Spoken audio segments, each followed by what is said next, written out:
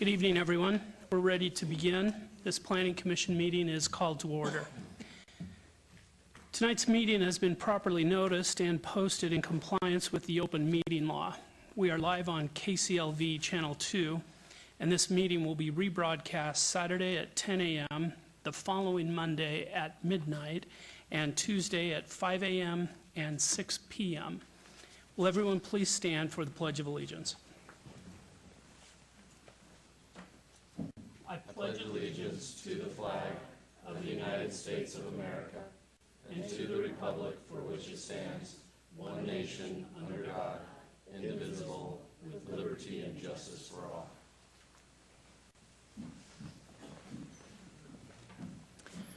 Madam Clerk, will you please call the roll? Chair Moody. Here. Vice Chair Schlotman. Present. Commissioner Quinn. Here.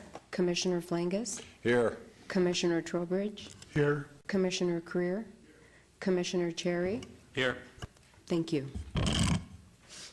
Thank you. Ladies and gentlemen, I call your attention to the information printed in your agenda concerning our actions and the appeal and review process, if appropriate. Please read this carefully, and if you have any questions, staff is available. Also, the second page of the agenda contains our rules of conduct. We appreciate your adhering to these rules so that we can have a smooth meeting tonight, and I thank you in advance for that.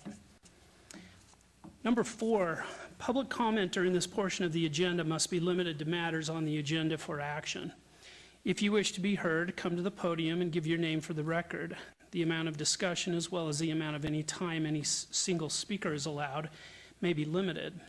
All comments made under this item for specific action items will be cross-referenced to those items. Are there any members of the public who wish to speak during this portion of the agenda? Good evening. Good evening. David Figler, David Figler, 1302 South 6th Street. I'm present as the president of the John S. Park Neighborhood Association. Chairperson Moody, it's my understanding that item number 46 on the agenda is going to be obeyed today, though it hasn't been listed on the abeyance list. This was a text amendment that many of the neighbors were opposed to. Without addressing that directly, I know that some of the commissioners probably received some very last-minute emails from some of the neighbors. So the question was, can those be lodged as objections if they so reflected on this amendment for future abeyance, or would there be a device for the neighbors to be able to more formally lodge an objection to this text amendment? Okay. Good question, and I think I'll invite staff to respond to that.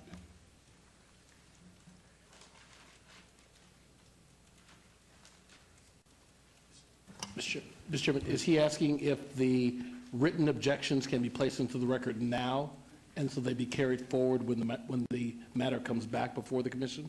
Thank you, City Attorney Scott. Yes, that would be our desire, is that so they don't have to do double sending out. If that was be acceptable to staff, then that they be lodged and move forward as the item moves forward through the abeyance. Mr. Chairman, staff hasn't received these. I don't know, do you have them with you to submit? I don't. I'm sorry. From what I understand, as neighborhood president, I was CC'd and or notified that a number of the commissioners, especially Trinity, were forwarded opposition or inquiries that reflected opposition. If there is a device to allow those to be lodged as objection, that would be something that the neighborhood association would desire. If not, just if we could be informed what the means were, because this isn't a postcard one, because it's a text amendment. So the neighbors just want to make sure that their voice in opposition is heard, because we saw in the staff report it was reflected there were no objections. Vice Chair. Vice Chair. Yes, Mr. Chairman, through you, Mr. Figler, I received quite a few responses. I probably have 180,000 emails over the past 10 years.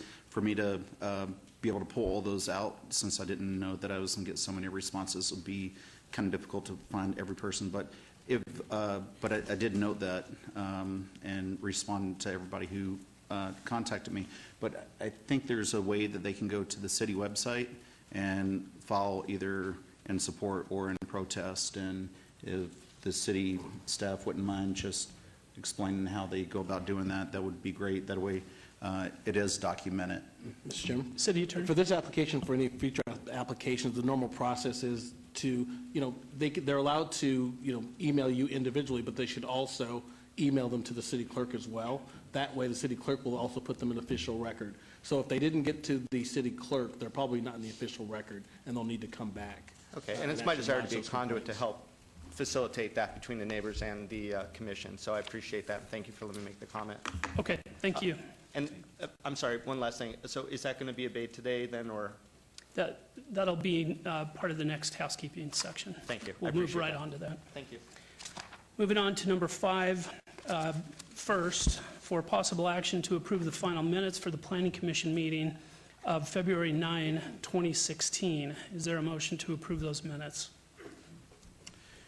Yes, Mr. Chairman, I would move to approve the Planning Commission minutes from February 9th, 2016. All right, motion is for approval. Please vote. Motion carries.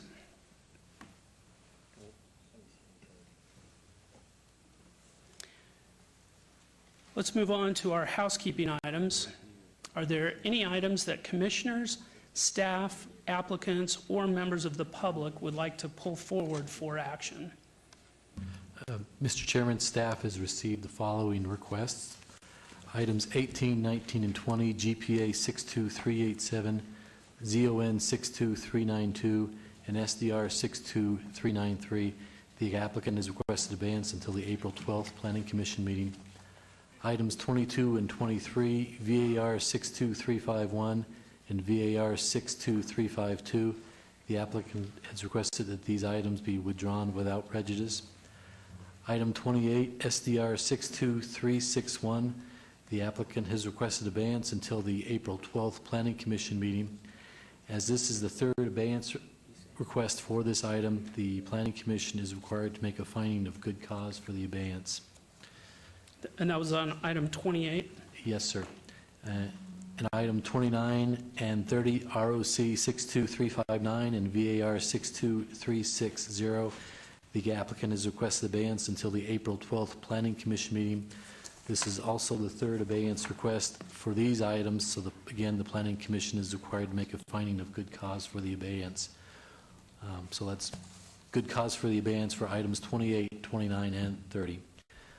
Items 31, 32, 33, and 34, it's VAR 63098, VAR 62359, WVR 63099, and TMP 63100.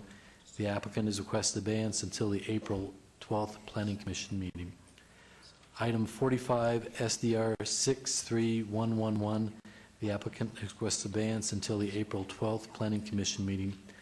And the last abeyance request is item 46. It's TXT 62199. The applicant has requested abeyance until the May 10th Planning Commission meeting. Okay, thank you very much. First of all, does anyone wish to be heard on any of these abeyance items? Seeing none, I am going to invite the applicants on item 28 as well as items 29 and 30 to come forward and briefly state the reasons for the abeyance request so that we can consider whether good cause has been shown.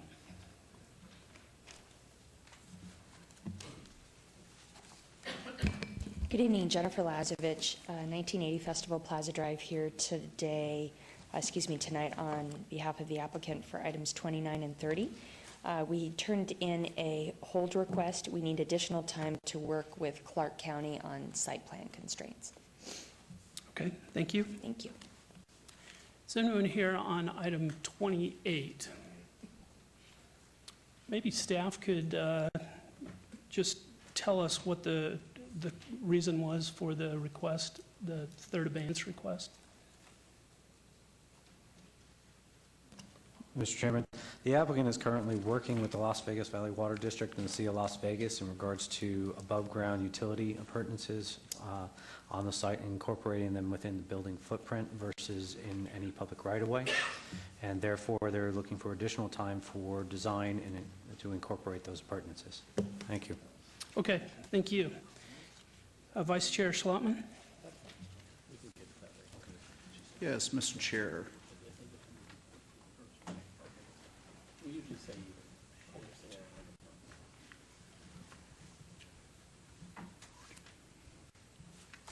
If you'll just give me one moment. Certainly. Yes, Mr. Chairman, on items 18, 19, 20, 28, 29, 30, 31, 32, 33, and 34, and items number 45, I would move to hold till the April 12th Planning Commission hearing. And, excuse me? And then on items 22 and 23, withdrawal without prejudice, and then hold the item number 46 to the May 10th, 26 Planning Commission hearing. Okay. And City Attorney, do we first need a finding of good cause? You do need a finding of good cause, Chairman, for number 28 first, I believe, and then, what was the other one, 29? Yeah, And 30. 28, I'm sorry, 29, 30. Yeah, 28, 29, 30. If you can take those separately, and then the motion would be that you find there'd be good cause to obey this for another, a future date. Do that on 28 first, vote on that completely, and then go to 29 and 30, and then vote on the other items. Okay, thank you. So, Mr. Chairman, on item number 28, due to the nature of this project and having the above-ground utilities and having to work with the Public Works and whoever else, I would think that we could find just cause in holding this till the April 12th, 2016 Plan Commission hearing. So I move to approve on item number 28, or move to obey on item 28. Okay. Having shown reasons for good cause, the motion is to obey item 28. Please vote.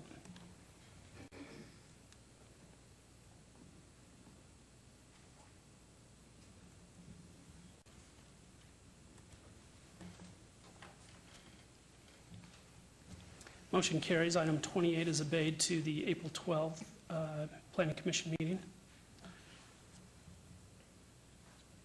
Mr. Chairman, on item number 29 and 30, based on testimony heard today by Ms. Lazovich, and having to work with Clark County and other governmental agencies and working out issues on the plans, I would move to obey items 29 and 30 until the April 12th, 2016 Plan Commission hearing.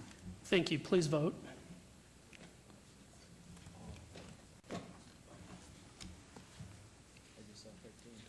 That motion carries. Both items 29 and 30 are also obeyed to the April 12th Planning Commission meeting. Mr. Chairman, on items number 18, 19, 20, 34, and 45, I would make a motion to approve or to hold in abeyance until these items until the April 12th, 2016 Plan Commission hearing. Do you wish to include items 31, 32, and 33 in that as well? Yes, 31, 30. Let me restate my motion.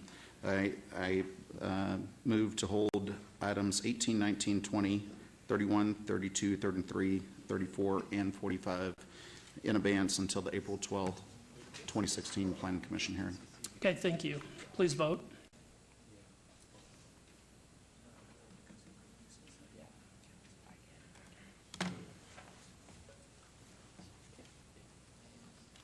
Motion carries. Items 18, 19, 20, 31, 32, 33, 34, and 35 are all obeyed to the April 12th Planning Commission meeting. And I said 35, I meant 45. Thank you. Mr. Chairman, I would move to withdraw without prejudice items number 22 and 23. Please vote.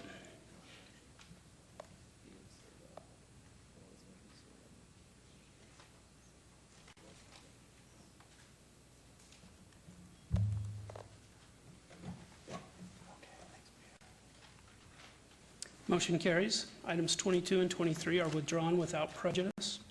Thank you.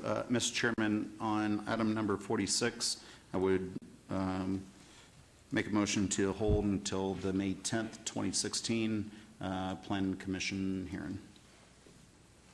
Thank you. Please vote.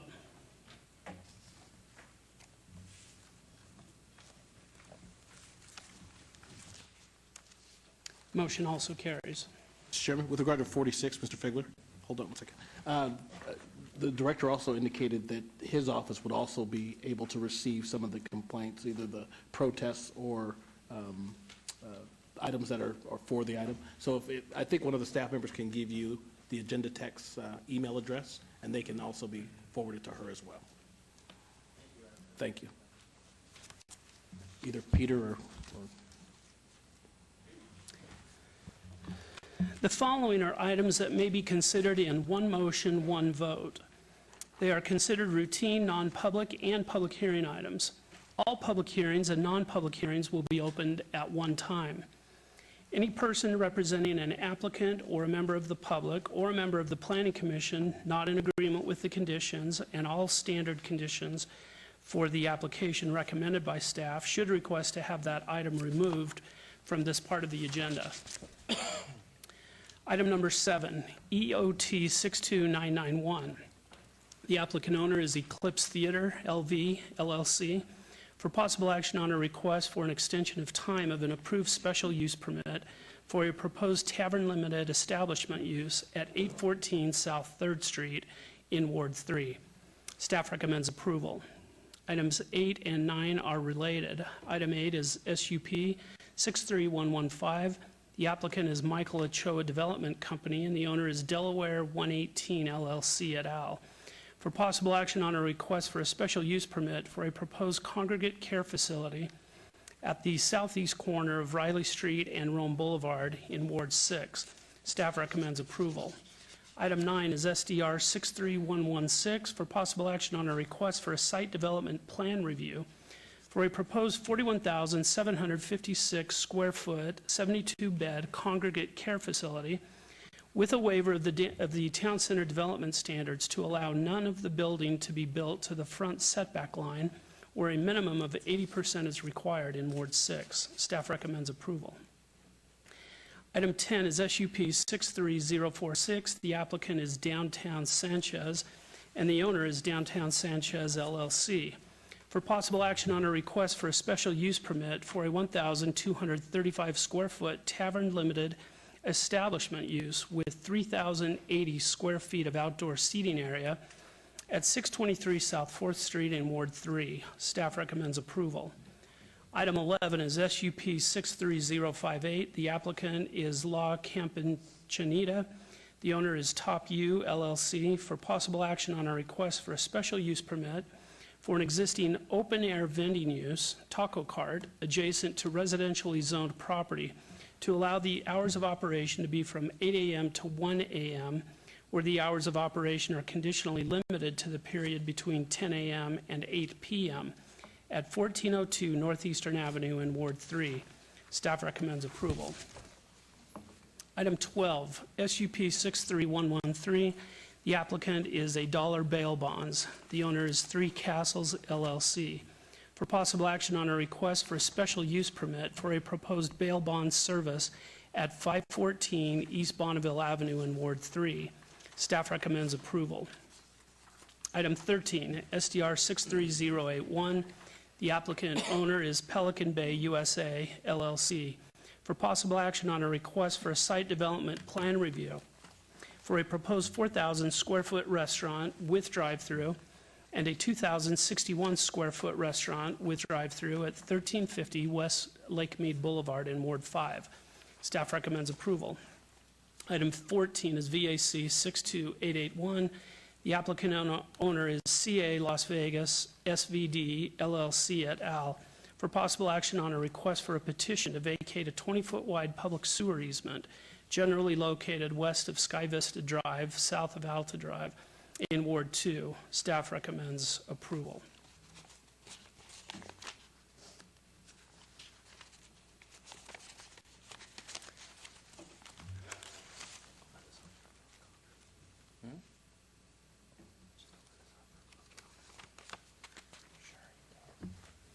Do any members of the public wish to be heard on any of these items on the one motion, one vote portion of the agenda tonight?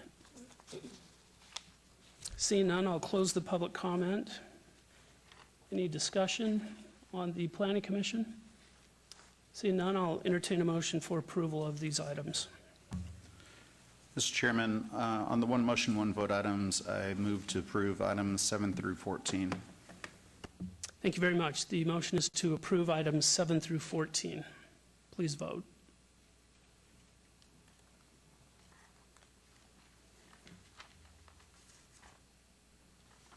Motion carries. Mr. Chairman, items 7, 8, 9, 10, 11, 12, 13, and 14 are all final action unless appealed to the city clerk's office within 10 days.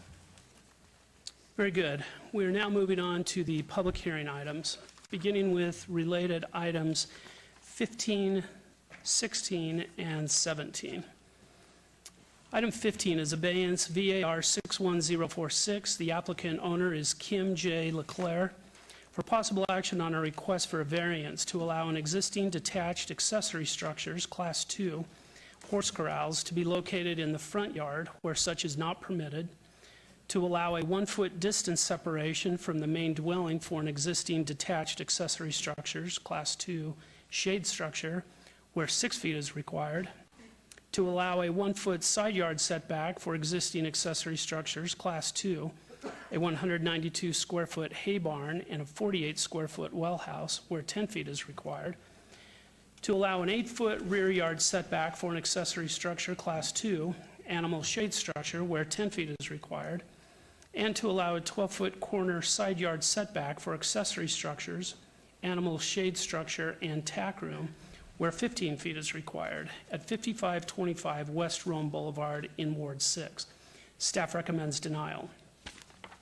Item 16 is abeyance SUP 61047 for possible action on a request for a special use permit for an existing animal keeping and husbandry use to allow 22 horses, 1 alpaca, and 10 goats where a maximum of 7 horses and 7 goats are allowed in Ward 6. Staff recommends denial. And item 17 is abeyance SUP 61183 for possible action on a request for a special use permit for a proposed horse corral or stable, commercial, use to provide instructional or recreational activities for other than occupants of the premises in Ward 6. Staff recommends denial. Can we please have the staff report?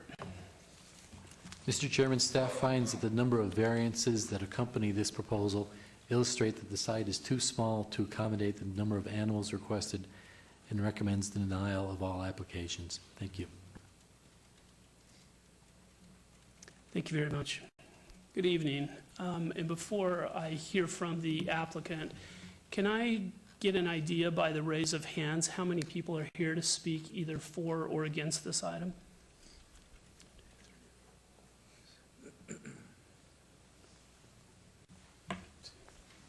All right.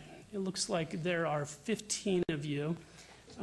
Ma'am, once you introduce yourself and tell us about your application, I'm going to put a timer on you and give you 10 minutes, and then I'm going to give the neighbors 2 minutes apiece. You'll also have a timer. It's difficult for you to see, but behind the monitors here, there are timer clocks. You'll also hear a bell when you have reached the end of your time. So I would encourage you to keep your remarks to 2 minutes and try not to repeat something that's been said before. All right, now your name and address, please. Good evening, Chairperson Moody and fellow commissioners. My name is Kim Leclerc. I live at 5525 West Rome Boulevard, also known as White Wing Stables. I've been doing this for quite some time now. I was raised with horses, and it's been part of my life. It's been part of my daughter's life, and it's been part of the community for 15 years now. We've recently, well, I can't say recently, whenever the housing market crashed, we had several calls from the city to rescue horses that were abandoned, so on and so forth. At that point, I had room to do so, and so we took on the extra horses. At that point, I was in compliance. I had 7 horses. And upon getting these calls, being that they were from the city, I assumed that if the city is calling me to take them, they knew I had room. So I went ahead and I took them. These horses have now become part of community services that we provide to many, many, many people, veterans, police officers, children that have, their parents have gone to deployments and they don't know whether they're coming back. So it's an outlet for these people to come and experience something other than what peer pressure throws at them in school, keeps them in a wholesome environment where they can come and relate to an animal and have that animal relate back to them. And that's what these rescue horses have done. I've rescued them from the slaughter pipeline, several of them that were actually on a truck ready to go. And again, I got a call and I had room and I took them. And as you can see, the horses are not on top of one another. They're spread out. They've got more than enough corral space. We have a huge turnout paddock in the front of the property, which has the corral structure that they're talking about in the variance permit. And it's actually just a shader. The rest of it is just open corral turnout. That's the only structure that I can think of. Then there's another structure that's mentioned that's within 1 foot of my dwelling, which is just a frame for an old type of temporary garage, and we use that to hang saddle pads on and blankets to dry. The shade structure's been removed. If necessary, I could take that down. It's not anything vital to me.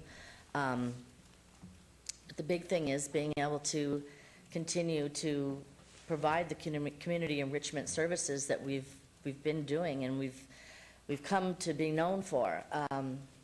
We are a participating facility with Horses for Heroes, so we get a lot of people from that organization. I don't know if you guys are aware of it, but they work with emergency responders, military, and many of my people here are from that pool that has come to me, and many of them I've had since they were 4 years old, and I still have them today, and they're 9, 10. I have one gal with me that's been with me since she was 11, and she's 17 years old, and she's been part of the program, and it's helped keep her focused on what she wants to be whenever she's ready to be an adult out in the world and give back to the community herself.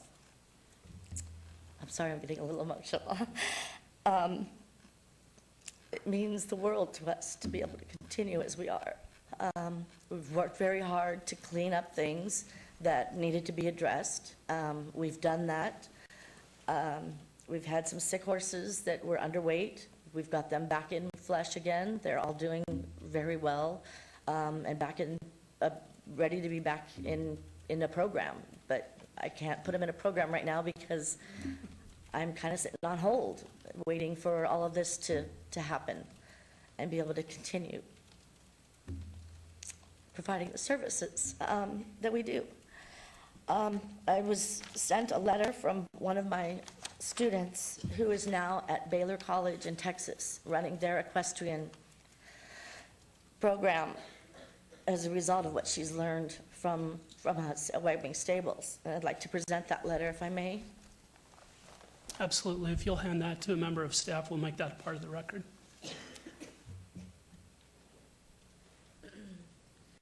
In addition, I have a small petition that I was able to get, and I also have a letter from someone that has signed a opposition petition that they have rescinded from that petition because they felt they were misled in what the opposition position or petition was about.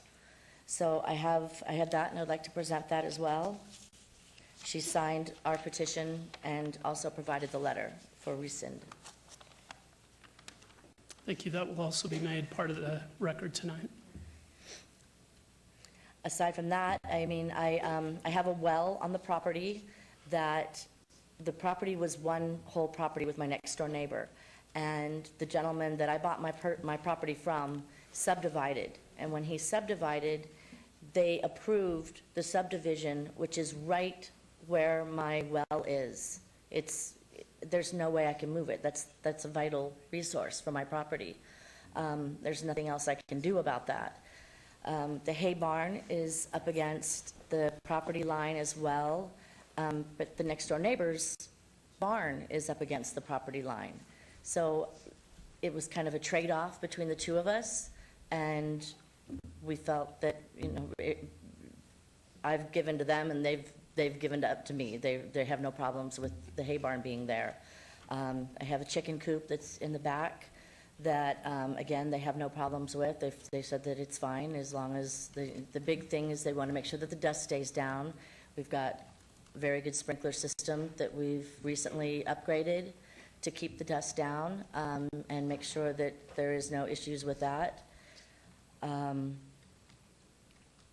don't know what else, I don't know what else to say. Don't feel obligated to take up the full 10 I minutes. know, I don't want to take up the whole full 10 minutes because I don't know what else to say, but I just want to plead that, that this is something that has been a very positive thing in the community, not just for the people involved, but for the horses and for, veterans with PTSD that have come to the property and spent time with the animals, and people with special needs. I have quite a few people with special needs that are just itching to get back into the groove of things because this has been a huge part of what their recovery is.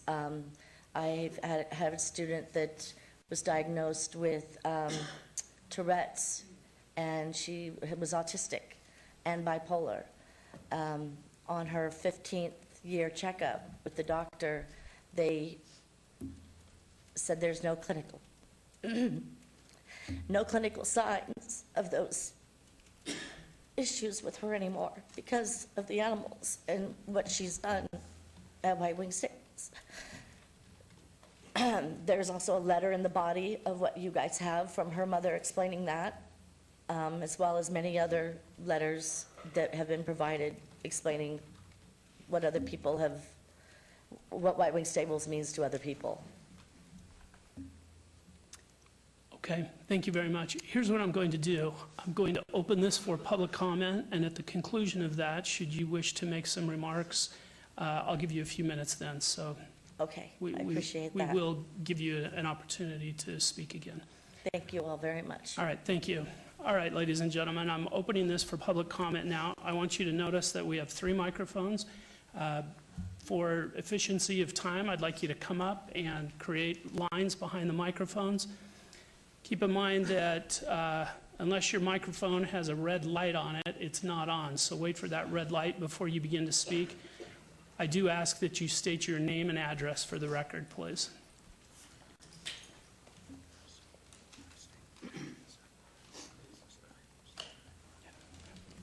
Good evening, Chairperson Moody and Commissioners. My name is Eric Kanja, and I'm at 7416 Copper Crown Court. And I'm here to support the White Wing Stables. All 3 of my daughters have been actively involved. My oldest daughter is, she's developing some life skills as far as learning responsibility. She's competing in what they call the SNGA, which is the Southern Nevada Gymkhana Association, and we find incredible value with it because it teaches her how to take care of animals. It helps to reduce some of the anxieties and the stresses, some of the other mental health issues that we find very suitable for her because the equestrian environment is something that, for whatever reasons, provides a great deal of that calming sensation. And all 3 of our daughters participate in the summer camps, and as parents, during the summertime, to have them be involved in something that they thoroughly enjoy is incredible. It's a great benefit to our community, and I would like to express that plea that Ms. LeClaire had expressed as far as just the value that it does offer to the community. Thank you. All right, thank you very much. And before I hear from anyone else, Mr. Kanja, I appreciate your comments, but I want you to understand, I need all of the neighbors to understand this. We are a land use board. We are making a decision tonight about whether the The variance, the SUP, and both SUPs are appropriate, okay? So we're looking at our code, we're looking at the property and the requests that are made. None of us are going to argue about the good Yep. that this applicant is doing for our community, but what we really want to focus on is whether these variances and special use permits should be granted. So I would ask you, if at all possible, to tailor your remarks to those issues. Thank you very much. If I may piggyback off that, is that if there's any need for volunteers to help improve that, then I would, I'm willing to do that. Okay. As far as getting it to compliance. Thank you. Good evening. Good evening. My name is Debbie Wood. I'm at 7217 Cotton Sparrow Street. Can I ask you to pull that microphone back towards you and Sure. speak up a little so we can hear you? Okay. My name is Debbie Wood. I'm from 7217 Cotton Sparrow Street, Ward 6. Sorry, I have to read it. Good evening. I am here for two reasons. First, I am here for Miss Kim. She has done wonders for my son. He has been very quiet. He's never wanted to leave the house. I brought him to Miss Kim's to see what the horses and Kim could do. She found what made him tick.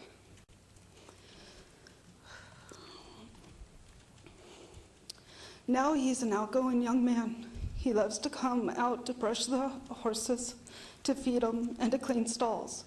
I also volunteer my time with the horses.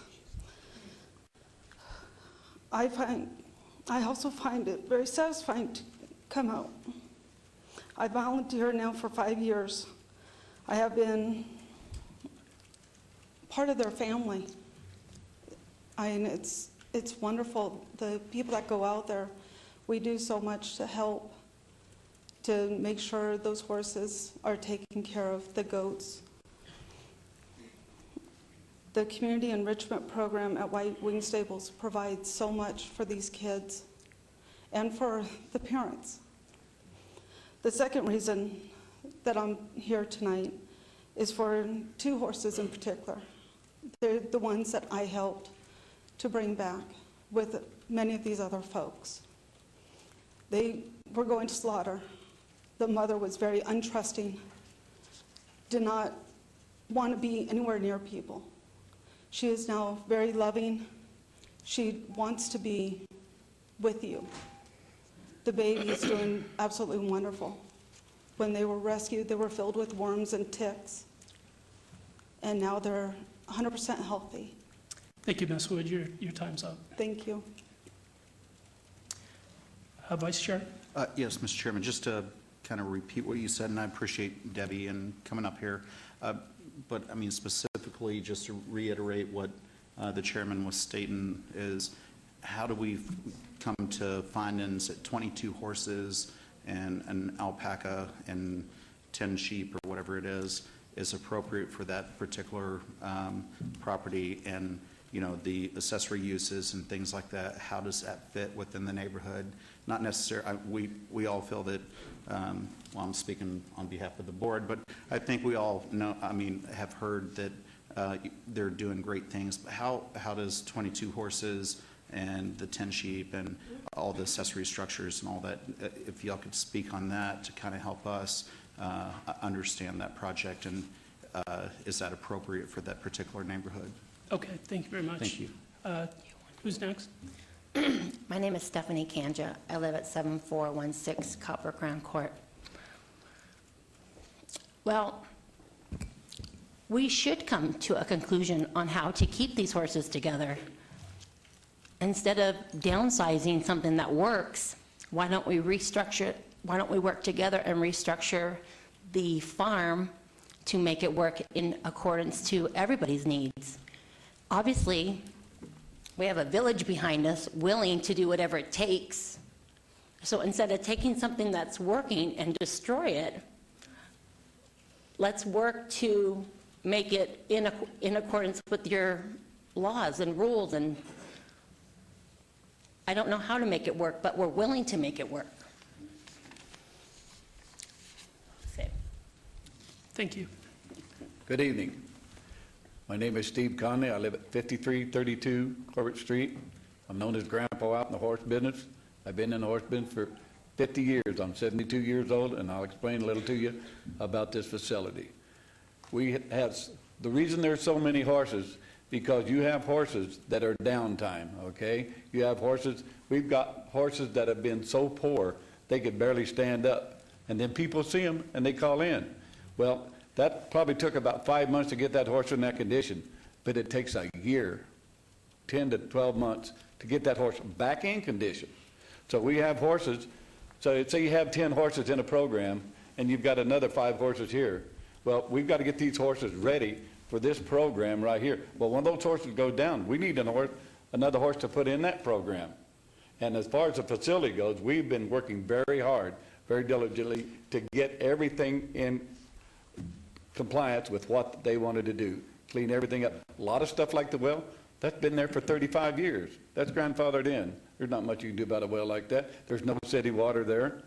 But we've been working very hard on keeping things cleaned up, putting in there, and doing what we should do as far as the horse goes. But it takes a lot of work and a lot of time, and this lady's working very hard to do that, and also with the children, you know what that is. But that's what the horse business is all about. You've got to have a replacement for them. You can't go out and say, hey, I want to buy this horse, and I got to have it tomorrow night. That doesn't work. You've got to have a program where you have reserve horses for the other horses that go down. And when you got a horse at 25, 26, 28, 29 years old that we're taking the kids love, that's it's hard to replace. And we get them and we take care of them. And we worm and vaccinate on a regular program. And that's what we do at that ranch. Thank you very much. Thank you. Good evening. Who's next? Good evening. My name's Debbie Sanzaro. I live at 3609 Inverness Grove in North Las Vegas. I'm here on behalf of my husband who can't be here. He suffers from moderate to severe PTSD, serving in the Marine Corps for our country in Vietnam, suffered traumatic brain injury. This place has been a godsend for him. It gives him an outlet. It makes him feel good about himself. And he's been very, very involved in trying to bring this place back into compliance. He will do anything. The animals love him. He was scared to death of them when he first got there. And I know you don't want to hear about that. But anyway, whatever needs to be done, he's there. He's one of those men that know a little bit about everything. So if something needs to be repaired or built or fixed or whatever, he's that guy. So you just have to let him know what needs to be done, because this is an awesome place and it has changed him tremendously. So we need to work, we need to find a way to keep this place going. So just a little joke. One day my husband's helping out at the stables, and his dad calls. He says, "Son, what are you doing?" He says, "I'm shoveling horse shit, Dad." And his dad goes, "No, really, son, what are you doing?" He's going, I'm shoveling horse shit, and I love it. Just a little joke. Okay, well, thank you very much. Just let us know what we need to do to keep this place open. Thank you. Good evening, Chairman Moody, Commissioners. Thanks for the opportunity. My name is Janice Redondo, P.O. Box 1890 in Overton, Nevada. I'm here to speak on behalf of the Potbelly Pigs, and I apologize. I have not read the staff report. When I spoke to Kim, she was under the impression that the city might only allow one, and I can tell you that the 2 pigs that are at her location were dumped by a family of children.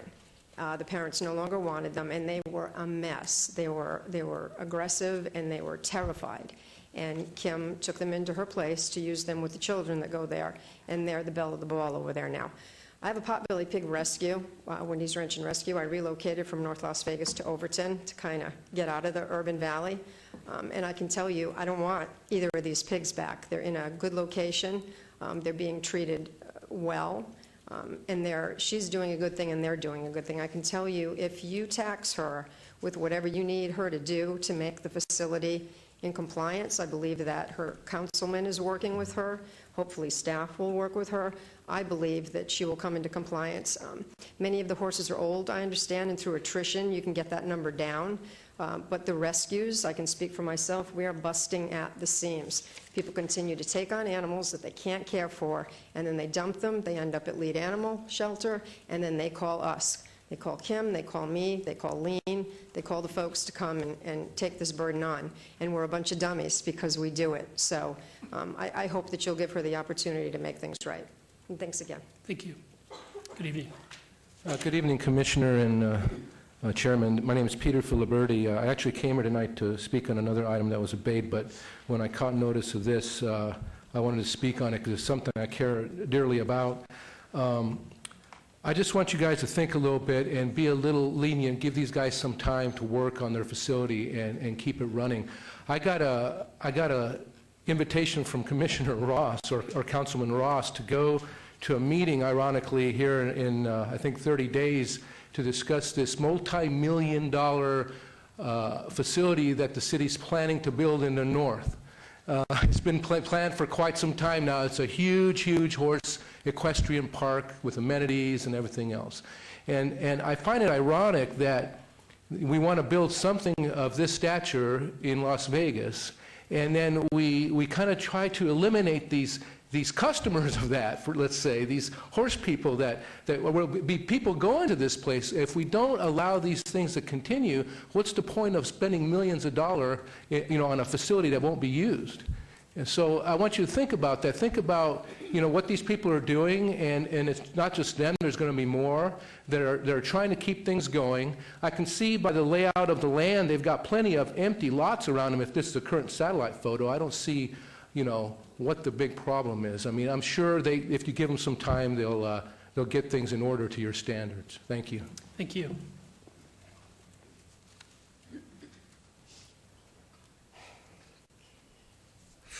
Good evening. My name's Linda Mayers. I reside at 5801 Anno, one block from Kim LeClaire. Thank you for allowing me the opportunity to speak. However, I'm truly surprised we're even considering the majority of variances requested. I'm acquainted with Kim, and I have nothing against her personally. Back in the day, about 10 years ago, we also kept horses, and my daughter babysat for Kim, and she and Kim used to compare riding notes, and at that time we inquired how she could have so many horses on her property when we had understood we were only allowed 6 on our acre. She told our daughter she was allowed 12 due to the larger size of her property. I hardly see it necessary to keep more than 7 horses for instruction purposes. My daughter's taken instruction. I know Bella has as well. As her herd continued to grow, our neighbor was subjected to a code sweep. Almost every one of my neighbors, including our household, were given citations or warnings to remove work trailers from the front yard, having livestock too close to the road, having cars parked in the dirt rather than a regular parking area, and even for having storage items in our backyard visible from the front street. Several of my neighbors not only moved stalls for livestock, but put up fencing to shield their backyards from street view and arranged storage and parking situations. A few of us have wondered why Kim wasn't subject to such code violations. Our violations seem minor in comparison to the variances she's requesting. The current zoning is in place to accommodate our lightly rural lifestyle. We grow gardens, fruit trees, ride horses, raise goats and chickens, and enjoy the benefits. Having almost 3 times the allowed livestock and storing their feed alone provides nesting for a variety of pestilence: flies, mosquitoes, ants, mice, gophers, and the occasional rat. Not to mention the endless deluge of pigeons. So that beep is the end of your time. If you've got more to say, you may want to pass that on to someone else who hasn't spoken yet. Thank you. Good evening, Commissioners. My name is Paula Hutchison. I also reside on Anno at 5704, Las Vegas. I appreciate the opportunity to voice my objection to the extensive variances and special use permits being requested by Ms. Kim LeClaire. I have lived in my home for over 20 years with horses, up to 3 of them on my property. I now have 1. Multiple dogs over the course of time. I have 1 left. My property, as the crow flies, is about 2 acres from her property. I did, with Linda, seek an opportunity to meet with Ms. LeClaire after the January planning meeting, and we did. And at that point, Ms. LeClaire represented that her facility was well-managed, thriving, and meeting selected populations' needs. We beg to differ. I think even today, the activities that she professes to offer are very appropriate for our neighborhood. I don't object to the activities. However, the magnitude of the animals which she has accumulated over her years of residence here is well within excess of the code for her 1.29 acres, which is fairly equivalent to the acreage which I have. The animal feces are not being removed properly, which is an animal and a community health threat as well as a fire hazard. The fences are nearly or completely chewed through and falling down. Manure is packed up to the first rail on her pipe corrals in many areas. Since January, there's been no more than 5 times that her single dumpster that she has on her property has had a significant amount of manure. I walk by her property twice a day, typically walking my dog. So I, per Steve Ross, was encouraged to monitor what was going on by way of cleanup. They have done a significant amount of cleanup of debris, however. Since her letter of justification clearly represents that the animals are to be family, to keep her family intact, she's come up with poorly planned and illegally executed projects which have met with inconsistent success. And now she seeks exceptions to the numerous rules and codes. I believe Ms. LeClaire to be a good person, but she has created, in my opinion, a situation which she cannot adequately manage, which jeopardizes the health and the well-being of all of the neighborhood animals as well as the families in the neighborhood. Ms. Hutchison, I'm sorry. We you're out of kindly time. request that you concur with the code enforcers. Thank you. Thank you. Good evening. Good evening. I'm Chuck Williams, 6550 North Helen Avenue. I live directly across the street from Kim on the west side. And I've known Kim for quite a while. And I helped get the petition effort going from the neighbors to, was opposed to this. I got 12 signatures among the 30 that was signed against having her this here. So the acreage she has for what she wants is not enough. I mean, you got to have substitutes of horses and stuff like that, but still you got to have adequate property to do this. I mean, you know, and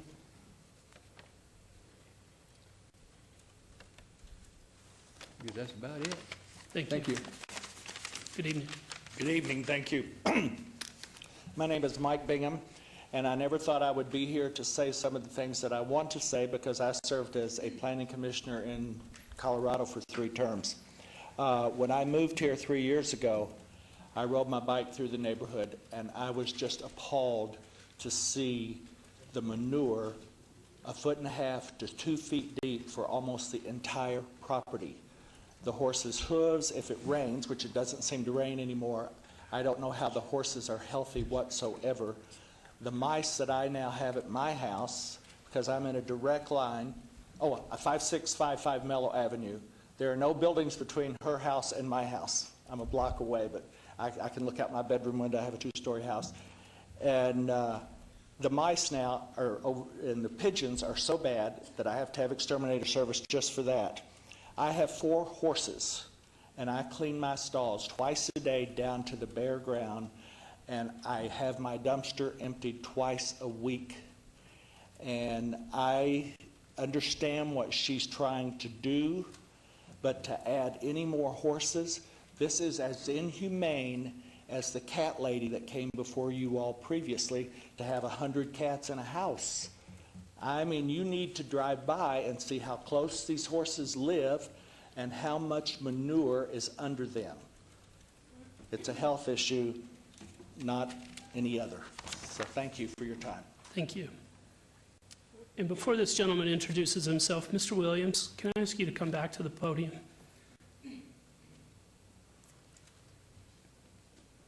Did you say that you circulated a petition and had some signatures? Yes, I did. I got, my share of the petition was 12 homes, and that's the whole block from the west of her all the way down to Leon Street. Everybody signed it. Has that been submitted? Beg your pardon, sir? Do we have a copy of that? Yes, you do. Okay, thank you. You're welcome. Good evening. Good evening.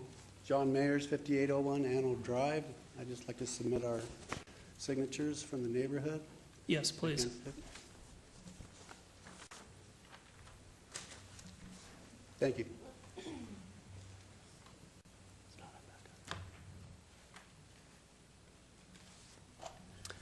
Okay, does anyone else wish to be heard either for or against these three applications? Ms. LeClaire, come on back up. I'll give you up to 3 minutes for any rebuttal that you choose to make. The manure that they're speaking of, there is no manure. As per Garth Lamb at Desert Pines Equine, he had suggested I had horses colicking when I first moved in because he called it, what he called was moon dust. The horses ingested that, and it gets clogged up into their intestinal tract, and it creates a bellyache, and it's life-threatening. So he has suggested to bring in recycled manure. So I take out manure, I let it decompose, bring it back in for bedding. So in addition to that, I had eliminated all of the horses' bed sores, they're known as bed sores, and that's sores that present on their legs, their hocks, and the front of their fetlocks. I have eliminated that.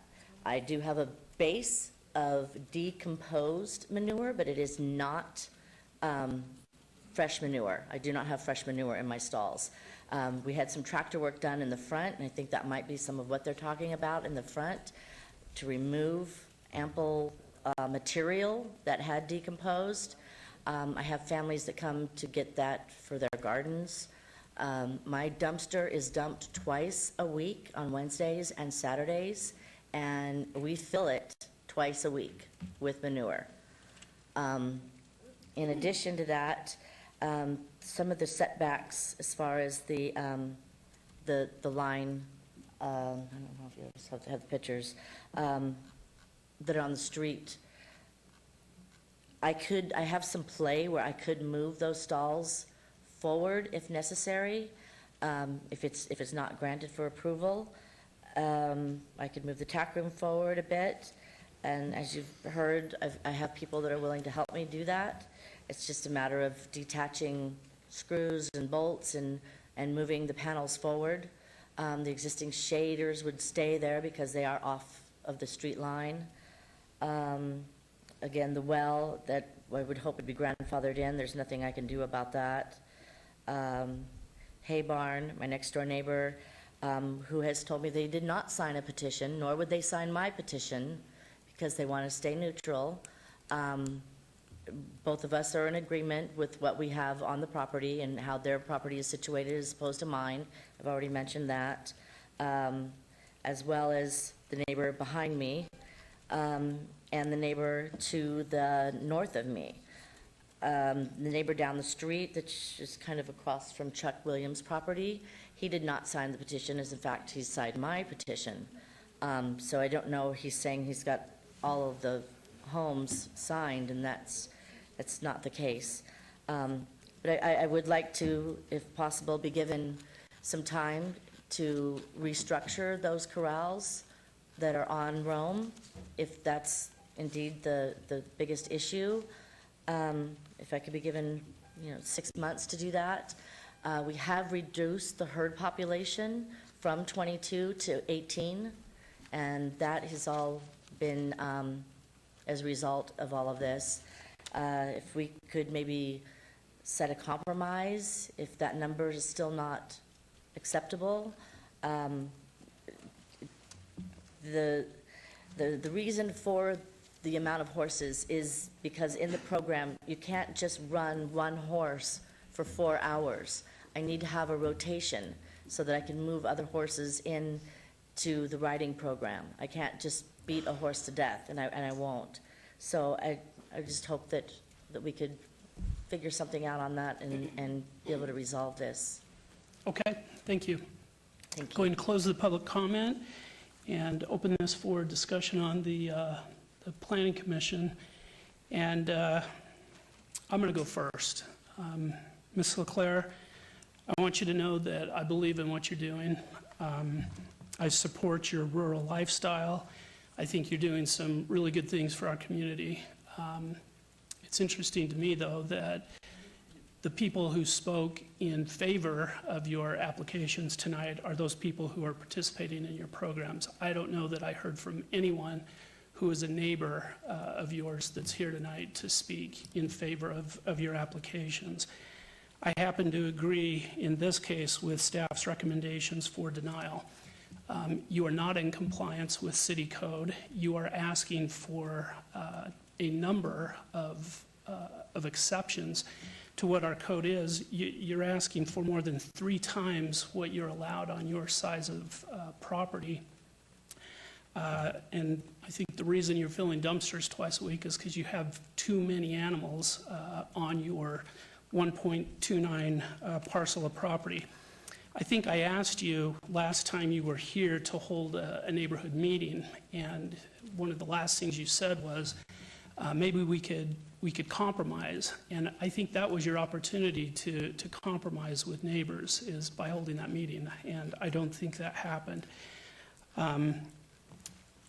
You know, during the staff report, it was very short and to the point, and the conclusion by city was, this is just too small. I'm sorry, you don't get an opportunity to respond. This is now just a discussion amongst the... This is my first time here. I've not been here before. I understand, but I can't give you any additional time. That's the public comments closed. I heard a number of the people that were here with you say, we'll do what needs to be done. What needs to be done is you either need to get in conformance with the code by limiting the number of animals you have on your property, or you need to move to a bigger parcel so that you can continue doing the good work that you have done. So I don't want to sound unsympathetic to you. I really do believe you're doing good things. You just can't do it on this size of property, and for those reasons, I can't support your request tonight. Commissioner Quinn.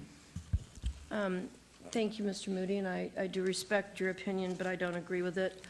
I was out there today because I'm very fond of maintaining a horse community in our valley, and I've never met Miss Sinclair. I've never been to her barn. I did a lot of horse stuff with my daughter over the years, and I'm seeing it slowly diminish and go away.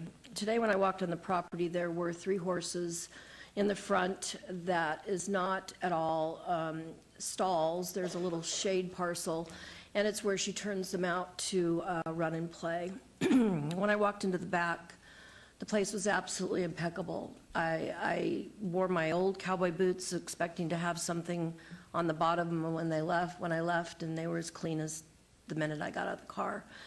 The second thing I want to say is in order for her to bring all these variances up to code, you might as well mow the place down, because it's just almost impossible.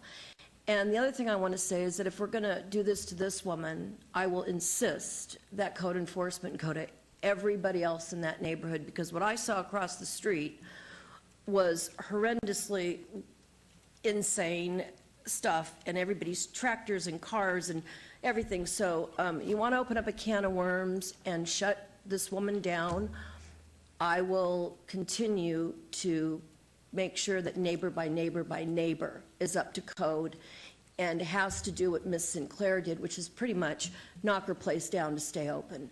The second thing I want to say, the other thing I want to say is these horses were so well cared for. There was about a 6-inch, I would say, fill, if not more, of dirt in her arena. And if anybody knows anything about horses and you look at their feet, the feet are impeccable because the place is so maintained. So if we want to move her wall, and if we want to knock down a shade, and if we want to make her well go away, well, you know what? Just mow the place down and then keep on going through the rest of the neighborhood that looks a lot worse than where you live. And I'm passionate about this because there's not enough of you in this community. Okay, so you have 22 horses, don't get 23. You have 2 pigs, don't get 3. You have 4 goats, don't get 6. Just, stop the mountain and maintain what you have, because you're doing a beautiful job there. It's beautiful. And I feel in my heart that if we start picking these places apart, there's no way she can afford to bring it up to code, and there's no way in heck she's going to be able to stay open while all this construction's going on. So when her hay barn comes down, the people behind them need to take their barn too, because it's as close to the wall as she is with her hay. So let's just take a tractor and drive through the neighborhood and mow it down, because nobody's to code in that neighborhood. Absolutely not. And you will see my full support on this item, and I will fight vigorously to make sure that if you have to be in compliance, your whole neighborhood will be in compliance. Thank you.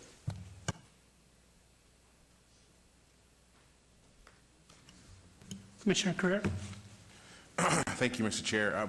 I live in a rural neighborhood preservation area. I'm surrounded by horses and goats and chickens, and I live right in the middle of town, Martin Luther King in Washington, and my family's lived there since the 70s. We moved in, there was a big horse stable in the back, and so I live in an area that is rural, yet it's right in the middle of town. The issues that I have are not necessarily with the setbacks and with the water tank. The issues that I have, though, are with the amount of animals that you're going to put on this property. It's not like you're saying you're allowed 7, let me get 8. You're saying that I want 22 horses. That's up 3 times the amount as many horses that are allowed on that property. I mean, the reason we have those guidelines and those rules is to have them somewhat in place. And I think this board has a lot of empathy for trying to make things work. And I've seen this board go above and beyond in working with persons to try to make what they are trying to get on. So for me, it's not a matter of the structures themselves and the setbacks. Mine is, I don't see how you can have this many animals on a piece of property. I have 1.5 acres of land, and my neighbors, I just couldn't imagine living in a place where there is such a density of animals on one piece of land. And so I can't support item 16. I'm fine with 15 and 17. Thank you. Mr. Chairman. Yes, Vice Chair. Yes, through you, if you don't mind, I'd like to ask Ms. LeClaire a question. Certainly. Ms. LeClaire, come on up to the microphone. Yes, sir. This item was held in abeyance. At the last Plan Commission hearing, did we ask you to go out and have a neighborhood meeting? No, I was not present. This is the first I've heard that, this is the first appearance that I've made in this room. But was anybody present at that last meeting? No, Councilman Ross's office had provided a letter just for the abeyance request. So I had provided the letter to them, and then they had sent it to you guys. Thank you. Mr. Chairman, so was this an item that where nobody was here, so we just decided to obey it till this meeting? It may have been. Were you asked by the Mayor Pro Tem's office to hold a neighborhood meeting? No. Mr. Chairman, through you, I mean, you know, I grew up on a 3-acre site in Texas, and I had one Shetland pony, and he was kind of lonesome on those 2 acres. But I tell you what, if he had 21 buddies out there, he might have been a little bit, I don't know, claustrophobic on that small property. I think for me, I feel that there's 22 horses with 10 goats and 1 alpaca, you know, is probably, you know, too many animals. However, I don't know if we should really vote on this tonight or if we should hold this in abeyance. Let you have a neighborhood meeting.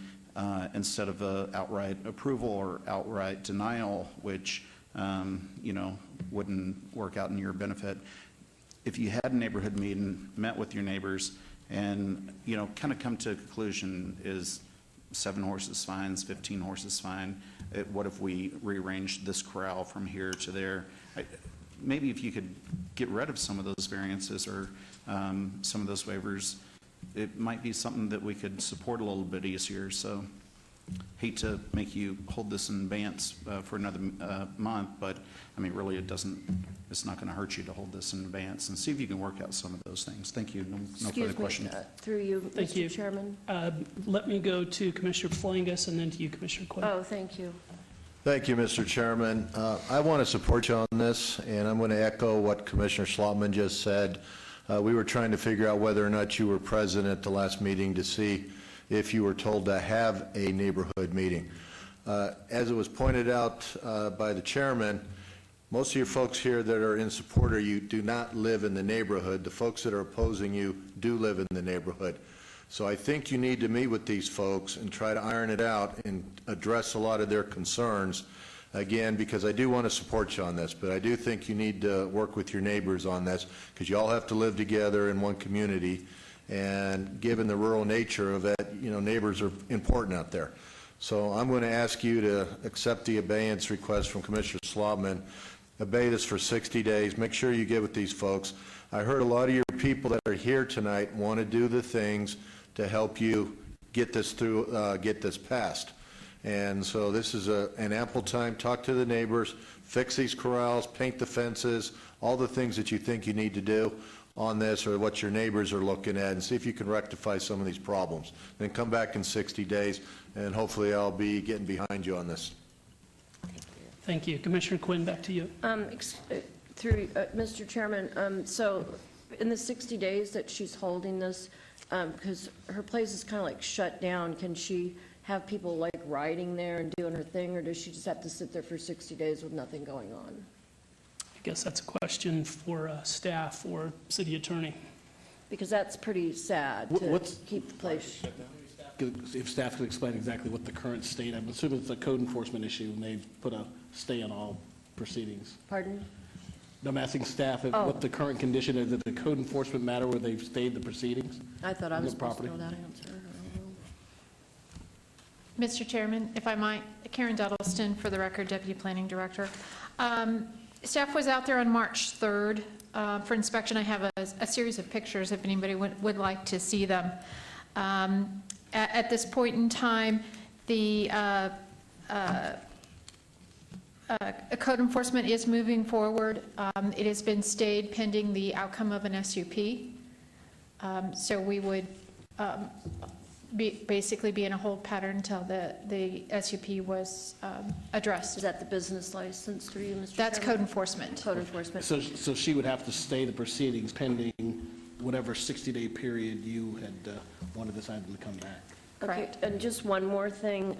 If this is going to be a 60-day hold, and that's a long time, I think that anybody that's really interested in seeing that place, you can't do it through pictures and you can't do it through the screen. I invite all of you to take a minute and go out there and visit her place, because it's nothing like what I'm seeing in these pictures. And on top of that, I don't know, if you don't see it, you're not going to believe how nice it is. So I hope you all take a minute and go over there. Thank you. And before I get to you, Commissioner Trowbridge, can I just clear up with Ms. Duddleston? The applicant needs a business license, but cannot get that business license until the SUPs are approved. That is correct. All right. So that's We could not issue a business license because she does not have the appropriate land use. Got it. So in light of that, do you Yeah, want to shorten just that? listening to that conversation, I think 30 days is a better abeyance period there, so we can, get you in business, but it means you're going to have to work quick. You're going to have that meeting, and if you're going to address some of those issues with the neighbors, obviously all your volunteer force here is going to have to go to work fairly quickly. Thank you. Commissioner Trowbridge. Thank you, Chairman. I'm very familiar with the Horses for Heroes program. I've known Megan not for years, And remember when she first started out at her home, and it outgrew her capacity at her home. And she was able to move it up to Tule Springs or Floyd Lamb, whatever you want to call it. And I have to admit, I haven't been out there in a couple of years, but the last time I was out there, it looked like she had space. And so I've not heard a single person say anything against your program. You know, it does some absolutely incredible things, and the physical and psychological help that being around large animals does for people is being documented in so many different ways. And so everybody supports what you're doing. It's where you're doing it is the problem. A lot of people that were supportive of your program offered their help in any way possible to get you in compliance. I would suggest, because I certainly agree with any motion that's going to be to continue this thing, you know, forcing it to come to a head this evening is a little premature. But I would suggest that you explore something with Ms. Knott out at Tule Springs. Also, you might want to approach some of the owners of the properties that are within what appear to be an easy walking distance to work up some kind of a favorable lease arrangement so that you could perhaps expand close but not have the same activity level on your land. Because after all, you've heard it a couple of times, and I'll say it again, this is the land use board, not a social service program board. If it was a social services program board, you'd get 100% support, but it's not quite there on a land use perspective. So please take the opportunity during the period of abatement to look at alternate uses. You know, we're not saying anything other than just check it out, because I think you see the direction that it's going. You know, you need to have that public hearing. You need to win friends. You know, the best we can do is delay it for a bit, but the problem is really in your lap. And I'm sorry, and I support you 100%. I'm thrilled that you're involved with Horses from Heroes. I think you have common goals, and you're not really competing because there's such a demand out there. You could have 5 more facilities like you're operating in the valley, and all of them be busy. But I would hope they would select larger sites to hold them on. So thank you. Thank you. Deputy Director? Mr. Chairman, I would note for the record that code enforcement has been working with this applicant on a plan, and I just wanted to make sure that the commission was aware of what exactly was requested by code enforcement, that one of the pot-bellied pigs be removed, obtain approval from the neighbors for the chickens. She needs to obtain a building permit for the barn. And if our staff is available to work with her on those over the next 30 days, but those would be ongoing code enforcement issues, regardless of the land use dilemma. Okay, thank you. Ms. LeClaire, my apologies if this was not communicated clearly enough, and I thought it was, but it was always my intention that as part of the abeyance would be so you could hold a neighborhood meeting. So in light of the fact that you did not understand that, or that was never communicated to you, I really like the idea of a request for a 30-day abeyance. Is that something you would agree to, and to hold a neighborhood meeting before the next planning commission? Yes, absolutely. As Okay. long as my neighbors were on board with that, absolutely. All right, then with that, I'll entertain a motion. Thank you, Mr. Chairman. Based on your remarks, move to obey 30 days to the next Planning Commission meeting. Motion is to obey for 30 days. And just make sure on the record that is to hold a neighborhood meeting during that time frame. Okay. Do I just meet with my neighbors independently, or have them No, you're come going my to work place and with walk staff. Okay, what I did leave off here is we're going to be obeying items number 15 through 17 as part of that motion. And the next meeting is March 12, 2016. Actually, April 12th. All my kibitzers here. April 12, 2016. All right, thank you. And if you will speak with staff as soon as we vote on this, they can tell you exactly what needs to happen for that neighborhood meeting to occur. Okay, motion is made, please vote. Motion carries. Items 15, 16, and 17 are obeyed until the April 12 Planning Commission meeting. Thank you very much to you and the neighbors that showed up tonight. Thank you. Thank you all. We are now moving on to related items 21, 24, 25, and 26. Item 21 is an abeyance, ZON 62349. The applicant is Richmond American Homes, and the owner is Guan Lao, Carlito C. and D. Revocable Living Trust for possible action on a request for rezoning from undeveloped rural density residential general plan land use designation to R1 single-family residential at the southeast corner of Deer Springs Way and Grand Canyon Drive-In, Ward 6. Staff recommends approval. Item 24 is abeyance item WVR 62529 for possible action on a request for a waiver to allow a 193-foot external intersection offset where 220 feet is the minimum distance separation required. Also in Ward 6, staff recommends approval. Item 25 is VAC 62354 for possible action on a request for a petition to vacate U.S. government patent easements on the southeast corner of Deer Springs Way and Grand Canyon Drive in Ward 6. Staff recommends approval.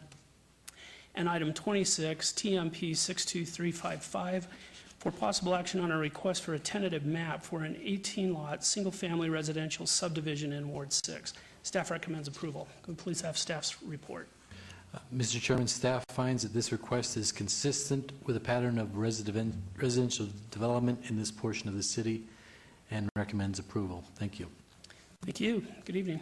Good evening, Jennifer Lazovich, 1980 Festival Plaza Drive, here today on behalf of the applicant. We appreciate staff recommending approval, and I'd be happy to answer any questions. Okay, thank you. I'll open this for public comment. Does anyone wish to be heard on any of these items? Seeing none, I'll close the public comment. Any discussion on the commission? Commissioner Quinn? I'm just ready to make a motion if you'd like me to. Please do. Is that item number 21, the abeyance zone 62349? I make the motion for approval. Motion is to approve item 21. Please vote.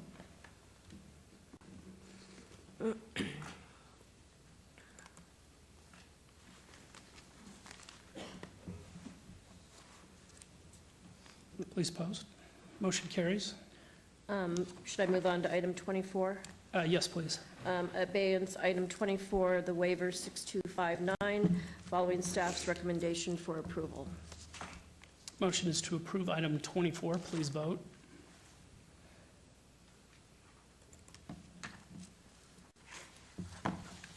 Motion carries. Moving on to 25.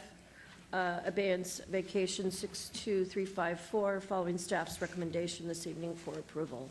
Please vote.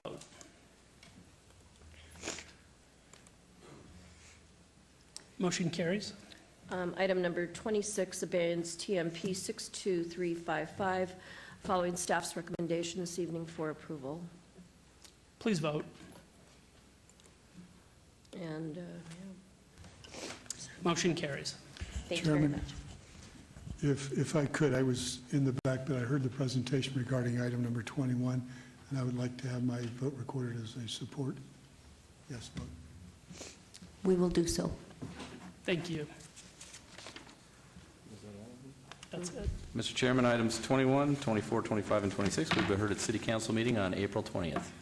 Thank you. Thank you. Item 27 is abeyance RQR 62044. The applicant owner is Homeless Helpers for possible action on a request for a required review of an approved special use permit for an alternative parking standard to allow 4 parking spaces where 18 spaces are required for a proposed general personal service use at 200 Four Master Lane in Ward 5. Staff recommends approval. Staff presentation, please. Mr. Chairman, since the approval of the special use permit for an alternative parking standard for the subject site, the proposed use of the site has not been legally established by means of a business license being issued. Field inspections by the Department of Planning Code Enforcement Division since mid-December noted various zoning and building code violations occurred on the site, as well as the conducting of business. The owners are in various stages of curing these issues, and until such time as the use is established by means of issuance of a business license, staff will not be able to properly evaluate whether or not the alternative parking standard is sufficient for the proposed use. Therefore, staff recommends approval of this review with another review to occur 6 months after the issuance of a business license. Thank you. Thank you. Good evening. Good evening, Mr. Chairman and Planning Commissioners. Arnold Stock, 840 South Rancho Drive, Las Vegas, Nevada, 89106. Representing Homeless Helpers, which is a partnership of the Care Center and Veterans Village of downtown Las Vegas. And just very quickly, this is all part of a master plan that our nonprofit organization, SHARE and Veterans Village, is actively involved in helping those people downtown that are homeless. Those are veterans, women, children, families, individuals, people that with struggles, seniors, people living on the streets, in garages, in overcrowded housing, in overcrowded motels, in substandard housing. And the CARE project came out of several meetings at City Hall that we have had with the mayor, with council people, with planning commission folks, and the mayor's challenge, the 25 cities challenge, which culminated in SHARE and Veterans Village representing the city of Las Vegas at the White House, the State of the Union address. And my point in saying all this is that we, more specifically myself, will go to any place and meet with anybody, including the First Lady and the Chief of Staff and the President in the United States, to end this problem of homelessness. The Care Center, with the conditional approval of the Planning Commission and City Council over 6 months ago, has had a slow opening. We did that on purpose. The whole project is funded by the private sector. To date, we've asked for no city assistance and no county and no federal assistance. It's all volunteer effort. It's a revamped 5,000 square foot old church, and has had several uses over the years. We gutted it all, rehabbed it all. There's some photos which I'm showing now. And we've had the equivalent of soft opening. It's been a long soft opening, and we did that on purpose. We want to do it right. We received specific instructions in the conditions of approval that there would be no food served on the site, and we've adhered to that. These uses, I'm going to say, were all approved by the city, and we've worked directly with staff, with Stephen Harson's office and other areas in the city and the county. We have locker storage, computer lab access, one-on-one appointments, mentoring, job resourcing. We distribute hundreds of bus passes, hygiene packs. We have a computer lab that helps get IDs, which is critical, locker storage, and clothing. There's a direct link between the Care Center and Veterans Village, which has never closed its doors in over 4 years. Our lobby is a full-blown crisis intervention center and helps anybody that walks in that needs help. And I'm proud to say we help thousands of people every month. So fast forward to about a month ago, we had a visit from code enforcement, and there were several what we consider small items, but they are items. The facility has not been open. The only thing that's been open is the locker storage, because people have their personal belongings to get in and out of there. And we've been working, we've hired a general contractor who's just at the end of their repairs. We got a business license all in place and intact. To this point, we've worked with several other agencies, Salvation Army, West Care, City of Las Vegas, and Catholic Charities more specifically, and increasingly, we help their folks and other agencies get IDs and just the basic things. Our goal is to be open when everybody else is not. Several agencies closed, and some agencies closed on Thursday night and don't reopen until Monday morning. So it's a real community effort. We've received help from the Home Depot Foundation, from several other private sources. I've put my own funds into it. Michael Swecker's certainly put a lot of his money into it. And we agree with staff's recommendation this evening. We'd be glad to have the 6-month review. And at that point, I expect we'll be up and running. Thank you very much. Thank you. I'll open this for public comment. Does anyone wish to be heard? Seeing none, I'll close the public comment, and we can discuss this as a planning commission, beginning with the vice chair. Yes, Mr. Chairman. Arnie, I was just going to go ahead and make a motion for approval at the beginning, but you spoke so long, you triggered so many other questions in my head. Sure. So you're operating out of this place, or you're not operating out of this place? We're not operating out of it, but at the city's request, Commissioner, we put in storage lockers.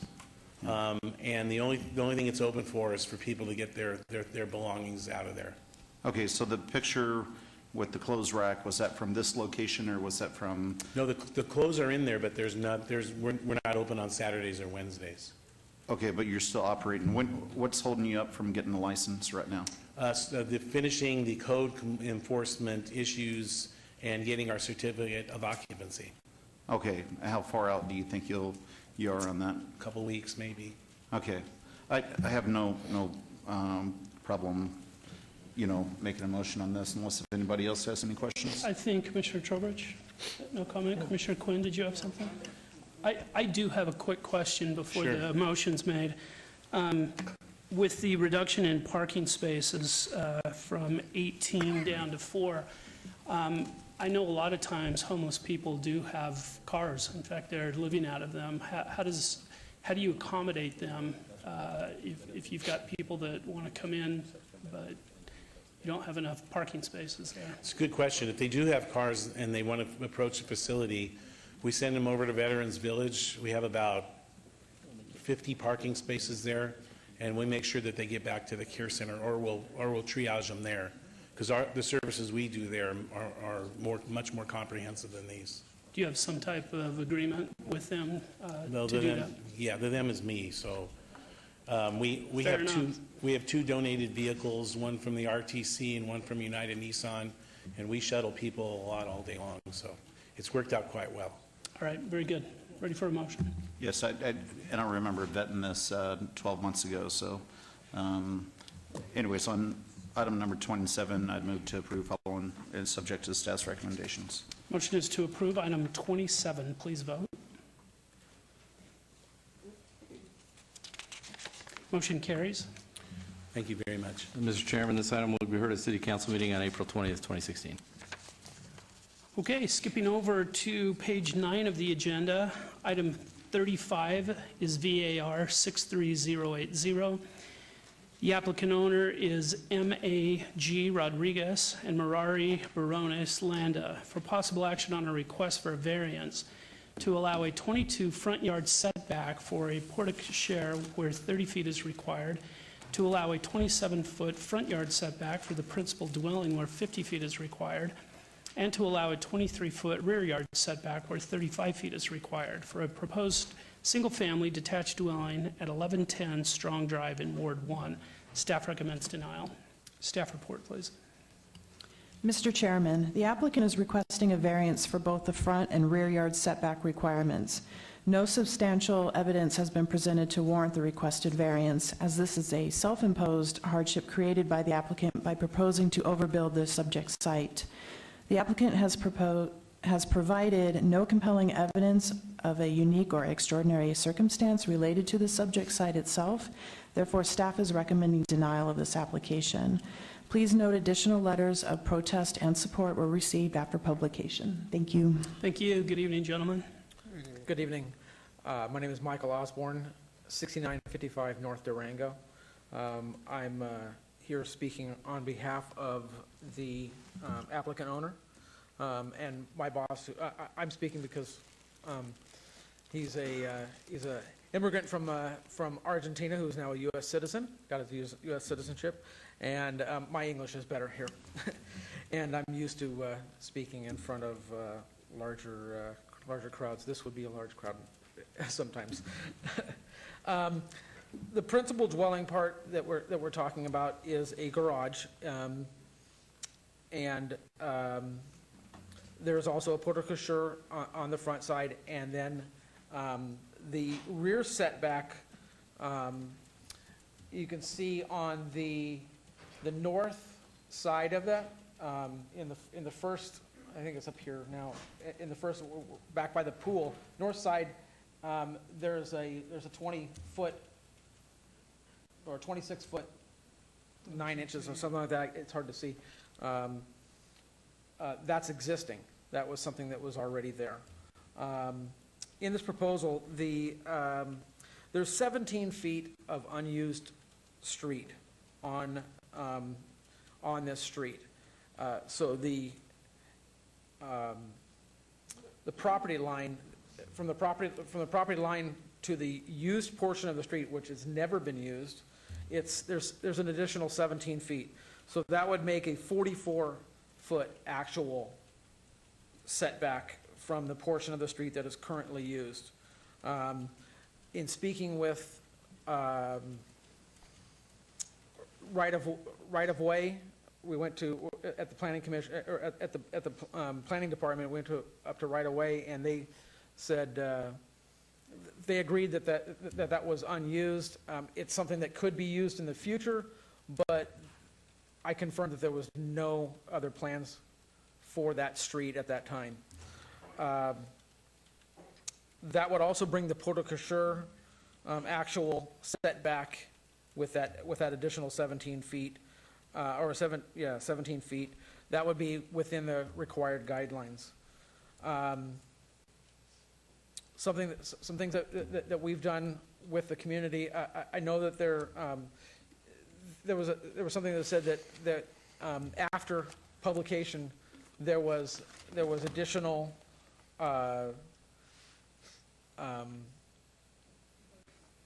there was additional comment from the postcards. I did speak with one of the person that had it that did have it posted. There was nothing on the there was no objections written on there, so I did go and speak with that person, and their first question was, is this property going to be used for anything other than residential? And the answer was no. So they were pleased to hear that.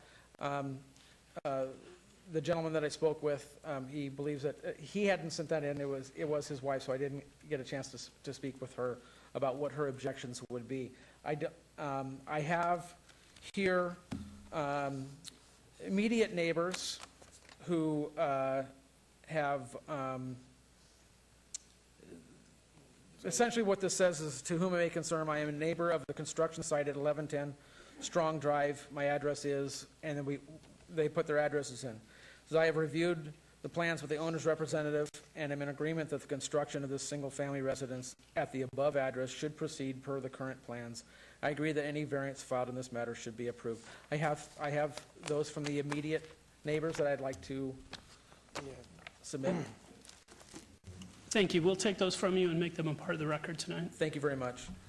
I also personally have joined there's a McNeil Neighborhood Facebook page, and I've received very favorable interaction with that. I didn't print those up, but we have been speaking with neighbors, and when we're on site, obviously right now everything is kind of stopped.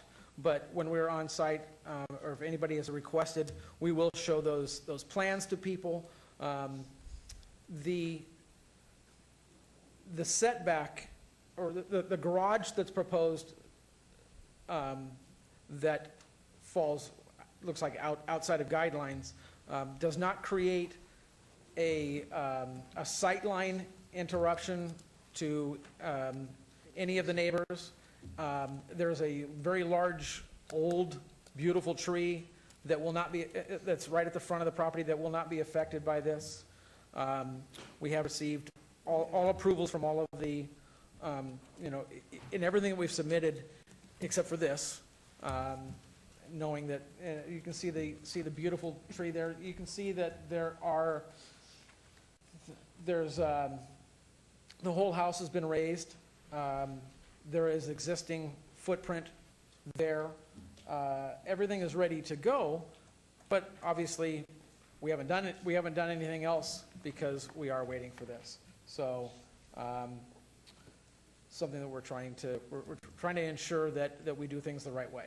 Yeah, we got some permit and all neighbors, they are happy. I need you to state your name and sorry. address if you're going to speak. Yeah, we get a all permit. No, We your do- name. My name is Andres Frayano, sorry. And we try to do- Your address, please? Yeah, my address is 8285 Orange Belt, Las Vegas, Nevada. And we do everything by the permit, all step, the request, and all neighbors, they are really happy with us, and they really want the house there because they help all value on the property too. So even if the neighbor, they gonna come here and one of the neighbors, they want to come, but he working now, and so basically, we want to work and do the right thing for everybody there. Okay, thank you. I'm going to open this for public comment now. Do any members of the public wish to be heard on this item? Seeing none, I'll close the public comment. Gentlemen, we're finished. Unless we have questions, we'll invite you back up to the microphone. All right, thank you. You can just grab a seat right there in the front row if you'd like. Commissioner Quinn? Yes, thank you, Chairman Moody.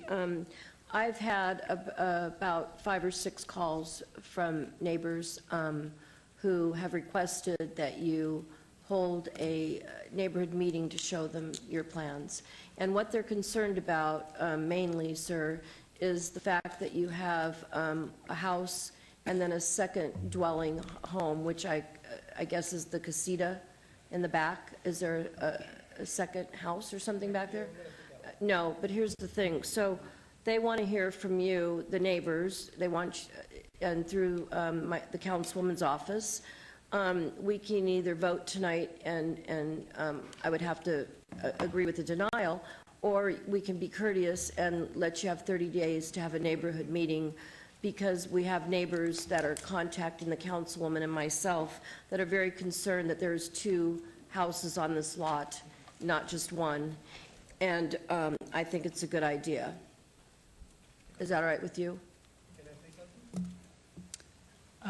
Through the chairman. The only thing, sir, if you'll come up, one of you, it's just a yes or no. Would you be willing to obey this for 30 days to hold a neighborhood meeting? Yeah, I guess, right? Yeah. Okay. Yeah, Thank you. that would be You know, great. you're moving into such a great spot. Yeah, and we want to do yeah. everything right. I mean, Do it's it no right, problem. yeah. And That's where we- show the plans and, Yeah, actually, that's where we get the letter from the neighbors. yes, So that's no problem for us. okay. And thank you for that. No, you're welcome. Thank you. Please notify the councilwoman of your neighborhood meeting, please. Thank you. Okay, comment from the vice chair before Yes. I entertain a motion. Mr. Chair, just one comment. I was just looking at this while we were talking, and, I mean, we built the house on Strong and Mason just right down the street from there. And I don't know, I didn't realize that there's a 50-foot front yard setback, and looking at the aerial, it doesn't look like many of the houses are even at that 50-foot front yard setback. But doing a quick calculation, if the overall lot's 110 feet deep and there's a 50-foot front yard setback and 35-foot rear yard setback, you're pretty much left with 25 feet to build on. Anyways, no other comments. I just thought that was kind of interesting.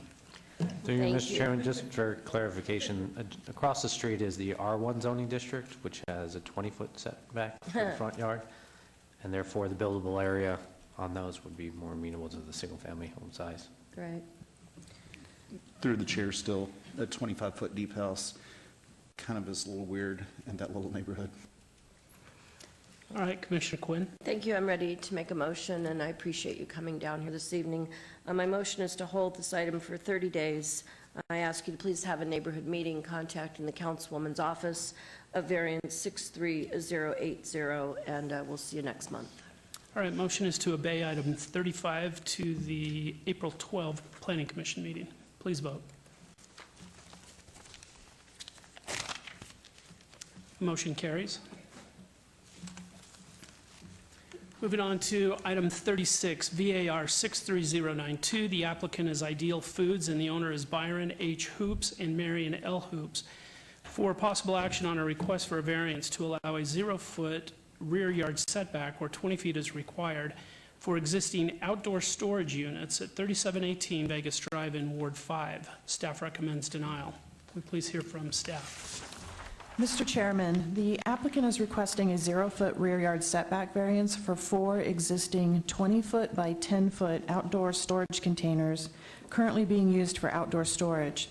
The applicant has provided no compelling evidence of a unique or extraordinary circumstance related to the site itself, as this is a self-imposed hardship created by the applicant.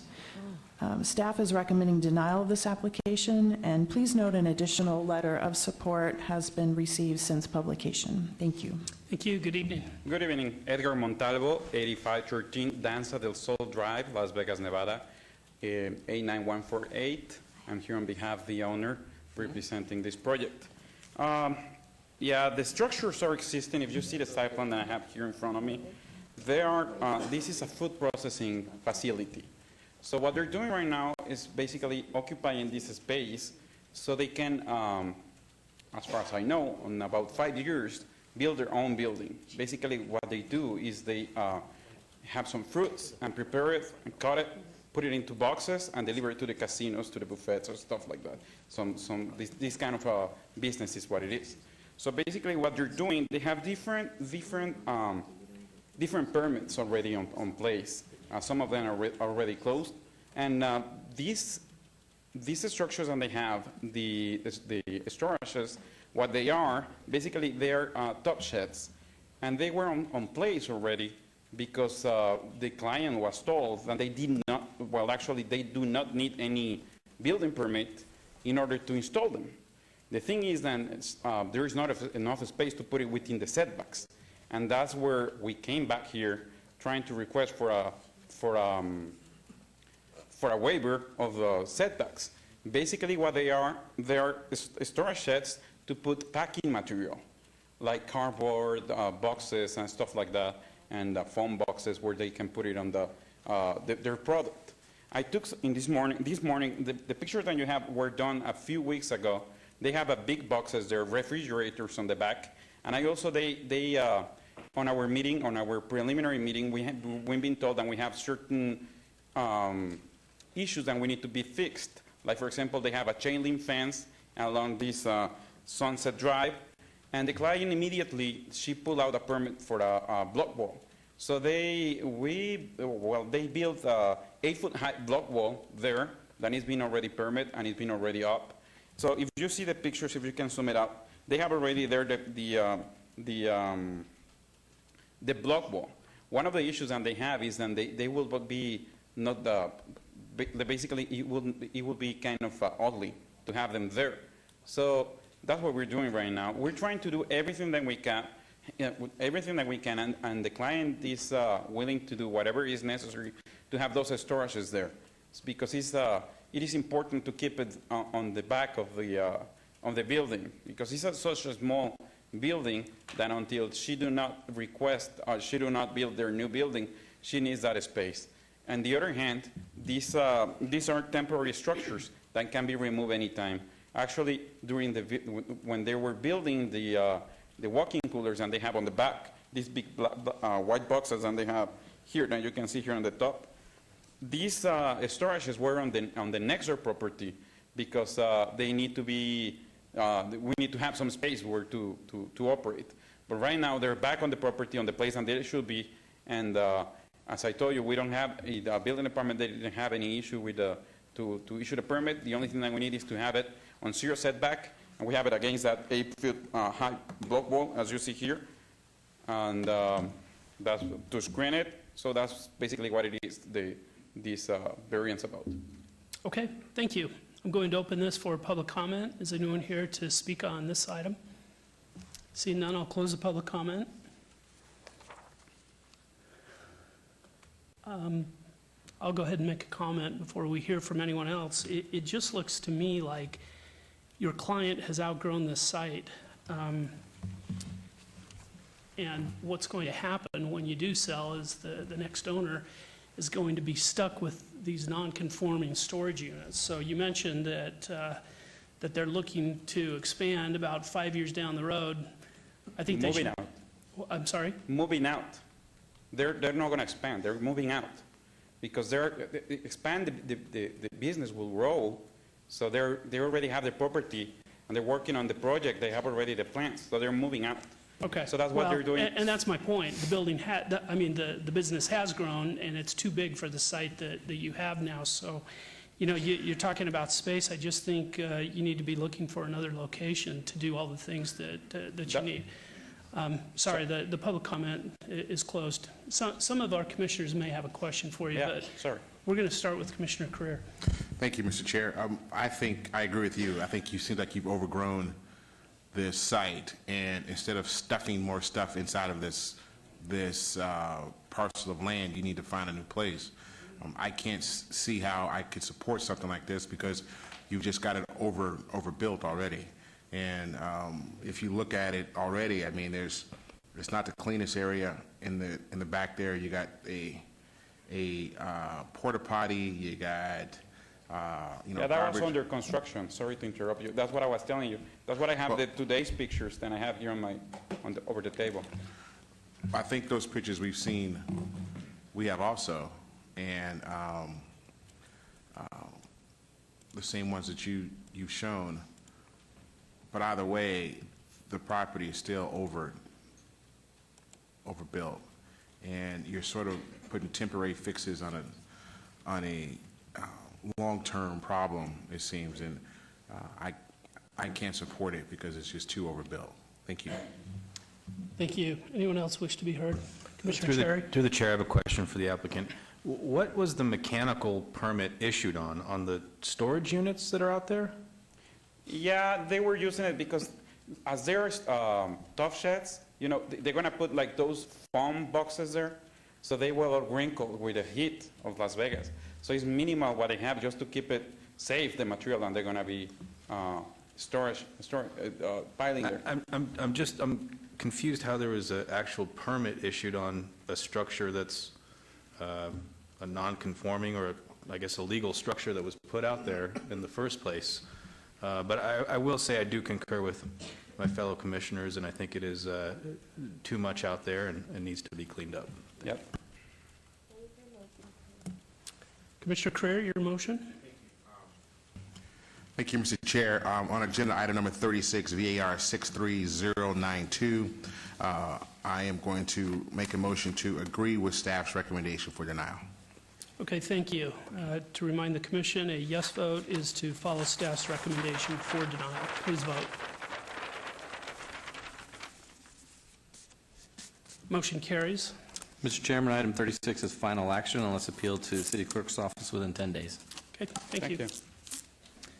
Item 37 is VAR 63114. The applicant owner is 601 South 11th LLC. For possible action on a request for a variance to allow accessory structures that are not aesthetically compatible with the principal dwelling, to allow a 0-foot side yard setback where 3 feet is required, to allow a 1-foot corner side yard setback where 5 foot is required, to allow a 0-foot rear yard setback where 3 feet is required, to allow building separations of 1 foot where 6 feet is the minimum required, and to allow a rear yard area coverage of 70% where 50% is the maximum allowed for 3 proposed accessory structures, Class 2 garages totaling 2,227 square feet at 601 South 11th Street in Ward 3. Staff recommends denial. Staff report. Mr. Chairman, the applicant is requesting a variance from the minimum required building separation, corner side, and rear yard setback requirements, as well as to allow for the proposed accessory structures or garages to not be aesthetically compatible with the existing multifamily residential building.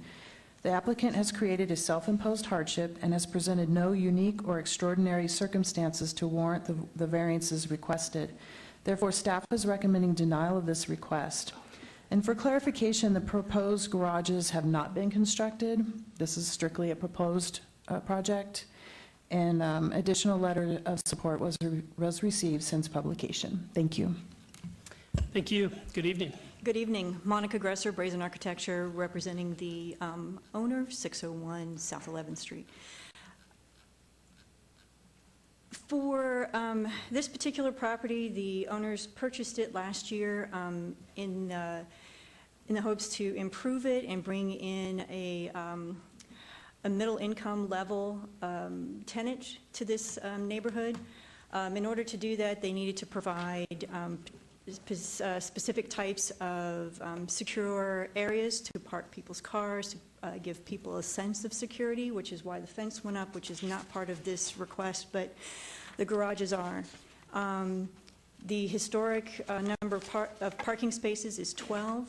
We are not increasing that. But what the owners do want to do is provide individual garage spaces on the property versus open parking, which would allow tenants to come in, raise the garage door, park in the garage, and then exit into the residential area. And that is the reason for putting these garages on the space. We are asking for 1 foot setback off of the existing buildings due to where parking places were originally provided between the buildings, because they wish to place the garages in between the buildings. What we can do for that is provide a 2-hour rated structure in that area to accommodate that with the building department. In regards to the aesthetic, when this was first brought to planning, the owner was in the midst of beautifying the structures and had not yet decided on paint colors. We provided some paint colors in our submittal. The paint colors you see here are red and a beige, kind of a yellow color, which is not what they intend to maintain once this is completed. Currently, there is a brick-type veneer on those taller tower-looking structures that are in the middle of each of those buildings, and they are in the midst of improving the rest of that as well. So once they have completed their improvements to the exterior, that aesthetic should be compatible with that fence that is currently installed there. Okay, thank you very much. Do any members of the public wish to be heard on this item? Seeing none, I'll close the public comment. Do any commissioners wish to be heard? Commissioner Schlottman. Yes, Mr. Chairman, through you, I really don't have a problem with the garages along the alley, considering they're stucco and I would say they're compatible. I'd have a bigger issue with putting the garages up front. I think a fence going all the way across the front or something along those lines would look a lot better. So therefore, I mean, I'm willing to support this item if you could remove the garages across the front. If not, then we'll just see where it goes. Thank you. Mr. Chair. Commissioner Carrera. First, before we move to you, would there be an agreement to remove the garages? There may be. I will consult with my client on that, and we can talk to city planning about that. Is your client here? I don't think so.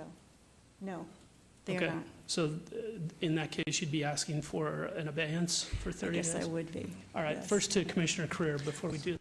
I don't quite understand, and I've been looking at this and thought about this, where these garages are going to go. They're going to go in the middle between the buildings?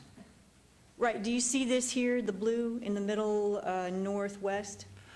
Yeah, the greenish blue? There's a green pattern in the middle of the two buildings, and then there's that little square on that left side. Right. They would go there. And then there are two larger garage units at the back side at the alley. So there's 3 sets of garages. That's correct. And the aesthetic issue are the two large ones out front? No, sir. That's the alley. That The large ones on the are back at the alley. On the right side, there's 2 blue boxes Right. are at the alley. And the one that the commissioner was taking issue with was over here on the 11th Street side, the smaller one in between the buildings. Okay, but the garage is in the alley. There's enough room in the alley to build that, you're saying, also? Yes, yes, sir. And it would allow, are two cars able to go through that alley now, or is it one car that goes to the alley now? If you put the garages up, is it be? It doesn't change. It doesn't change whether or not two cars can pass. It is, I've forgotten now how big that is. Is it 20 feet in there right now? But we are not encroaching on that right-of-way. We are just building up to it. You build, okay, I got you. All right, thank you. Yes, sir. Commissioner Cherry? Through the chair. So for clarity, are the garages fully enclosed? Yes. They are. And so, and a question from my fellow Commissioner Schlotman, on the front ones, are you hoping that they're more of a fence that's there, but you can still allow parking? Is that what I heard? Yes, I mean, through the chair, I just think that, I mean, having those garages right there, I mean, I kind of agree with staff when they said it's not aesthetically compatible. I mean, if they wanted to come back to us and maybe show us some color renderings or put up a fence or do something along those lines, I would be open to talking to them. But as of right now, I say would hold this in abeyance if the applicant's open to that. Thank you. Thank you for the clarity. Thank you. And it sounds like the applicant is amenable to a 30-day abeyance. I think so, yes. Okay. So your motion? Yes, Mr. Chairman, on item number 37, VAR 63114, move to hold in abeyance till the April 12th, 2016 Planning Commission hearing. Okay, thank you. Please vote.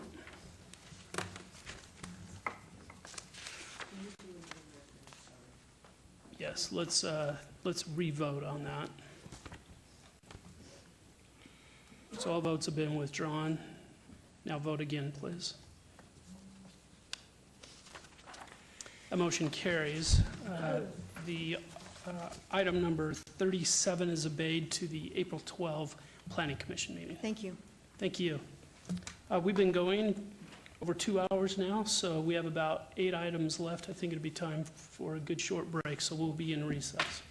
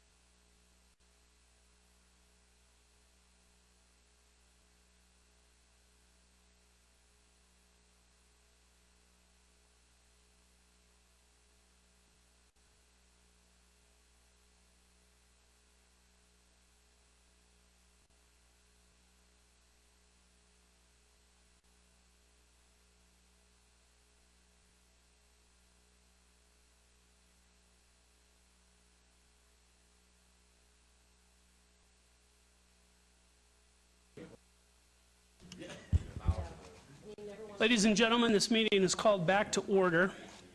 We are starting back with item 38, VAR 63117.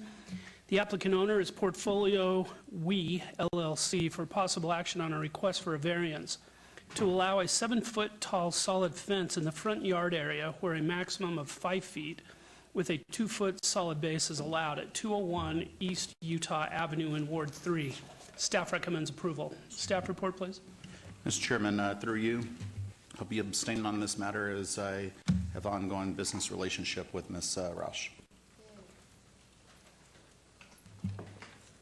Mr. Chairman, this is a request to allow a 7-foot tall solid perimeter fence in the front yard where a maximum of 5 feet in height is allowed in the front yard, with only 2 feet of that to be solid. The subject site is located within the Downtown South District of the Downtown Centennial Plan, which encourages redevelopment and an eclectic urban mix of businesses and residences. Staff finds the proposed design of the perimeter fence supports these goals of the Downtown South District and is recommending approval of this application. Please note, letters of protest and support have been received since publication. Thank you. Thank you. Good evening. Good evening. My name is Christina Roush, 1137 South Rancho Drive, Suite 110, and I am the applicant. My apologies, our architect could not be here tonight, but I'll do my best to answer any specific questions that you or staff may have. Okay. I'll open this for public comment. Is anyone here to speak on this item? Seeing none, I'll close the public comment. Any comments from the Planning Commission? I'll entertain a motion. I have a question. Commissioner Carrera? Thank you. Why do you need such a big wall? Which wall? 7-foot? Oh, the application? I thought you were talking about the rendering that was just on the screen. I apologize. No, the 7-foot tall solid fence in the front yard where a maximum 5 feet with a 2-foot solid base is allowed. Why do you need such a tall wall and such a solid, dense wall? With all due respect, to keep the bad guys out. So what we're trying to do is create a secure environment so that the people that live in our neighborhood feel like they can live there safely and securely. We have other developments in the neighborhood that we have renovated and improved. And as a result, we've learned from being in that neighborhood and leasing those units that people don't feel comfortable leasing in the property unless they feel like they're secure. So we have secure gates around the properties that we've now renovated. And we'll be doing something similar here, but we're trying to use wood fencing and other metal rail materials that we can encourage vine growth and other green areas on the streetscape so that it provides a softening in the area and so that it looks good to the neighborhood. So you feel that a 7-foot wall versus 2 extra feet is going to make a difference between someone jumping over or not? We do. We feel it's going to be more of a deterrent. And it's going to be more of a perception of safety for our residents. We really do. We feel strongly that way. And we're going to be putting quite a bit of light onto the project as well because we think that that keeps away crime and it keeps away bad guys. There's virtually no light in that neighborhood. There's no street lights in that area. There's one street light at the intersection, actually 2 street lights, kitty corner from each other where 4 should be there at the intersection. And there's none in the sections in between. The streetlights in that area all stop at Colorado. So why not build a 10-foot wall then? I mean, I'm sorry? Why not build a 10? I mean, I don't understand the rationale behind a 7-foot wall versus 8, 9, 10. As opposed to the 5 that is allowed? Yeah, I mean, 5 is allowed, but if you're saying if you're going to go over, how did you? If you want to give me 10, I'd take 10. I think that 7's probably more reasonable. Right. We're only talking about a small percentage of the property. This is the property that faces, the portion of the property that faces Utah. The area in particular that is impacted is where the pool is beyond. And I'm going to try to be delicate when I say that I don't want people peering through the fence. And there's a lot of homeless people. There's a lot of people that are transient that live in the alleys, that frequent the alleys. We're doing our best to sweep the area. We're looking for code enforcement to help enforce that and support us. It's a challenge. So the wall is, that particular 7-foot wall is behind the pool? It's correct. The fence that we're Yeah, the asking for fence. the application on is, the variance in the application on is on Utah. It's kind of the front door to the property, but it's also where the pool is. If you look on the site plan, you'll see the pool is closest to Utah. Right. And so the areas that we're talking about are where there's entrances for the residents. There'll be key fobbed, secure entrances, but they will be wood fences that'll be 7 feet in height. Thank you. Thank you. Commissioner Cherry. Through the chair, I'd like to go with staff's recommendation for approval. I'd like to make a motion, if that's okay. Please do. I'd like to make a motion on item 38, VAR 63117, for approval. And for the record, my computer's not up. I'll be voting yes. Okay, motion is to approve item 38, noting Commissioner Flangus's yes vote.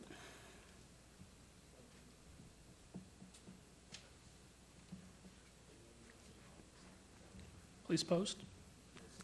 Motion carries. That Noting item- the abstention of the vice chair. That item is final action unless appealed to the city clerk's office within 10 days. Thank you. Thank you. Moving on to related items 39 and 40. Item 39 is SUP 62758.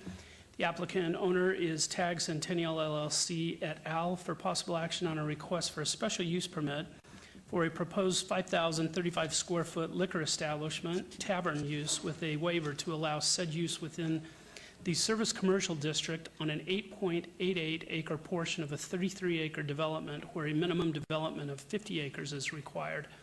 At 5760 Centennial Boulevard, Suite number 160 in Ward 6, staff recommends approval. And related item 40, SUP 62759, for possible action on a request for a special use permit for a gaming establishment, restricted license use within a proposed 5,035 square foot liquor establishment, tavern use, with a waiver to allow an 89-foot distance separation from a single-family detached dwelling where 330 feet is the minimum distance required in Ward 6. Staff recommends approval. Staff report, please. Mr. Chairman, the proposed uses will be located in an approximately 9-acre portion of a 33-acre shopping center. The shopping center itself is part of a larger commercial zone area within town center that exceeds the 50-acre minimum. As such, staff is in support of both special use permits and their associated waivers, as the uses can be conducted in a compatible and harmonious manner with the surrounding commercial uses in the area. Please note that there have been both letters of protest and support received after the publication. Thank you. Thank you. Good evening.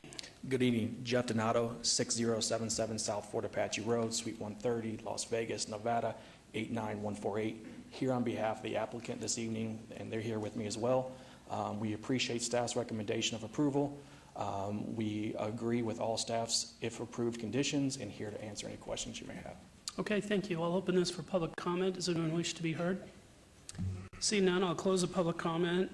Thank you for holding the neighborhood meeting. I understand no one showed up for that. That's correct. I appreciate your efforts. You'll see my support on both applications tonight. And if there are no other comments, I'll entertain a motion. Mr. Chairman, I move to approve item number 39, which is SUP 62758. Please vote. And my vote will be yes for the record. My computer's still down. Please vote. Motion carries. Mr. Chairman, item number 40, which is SUP 62759, move to approve. Please vote. I'll be voting yes again.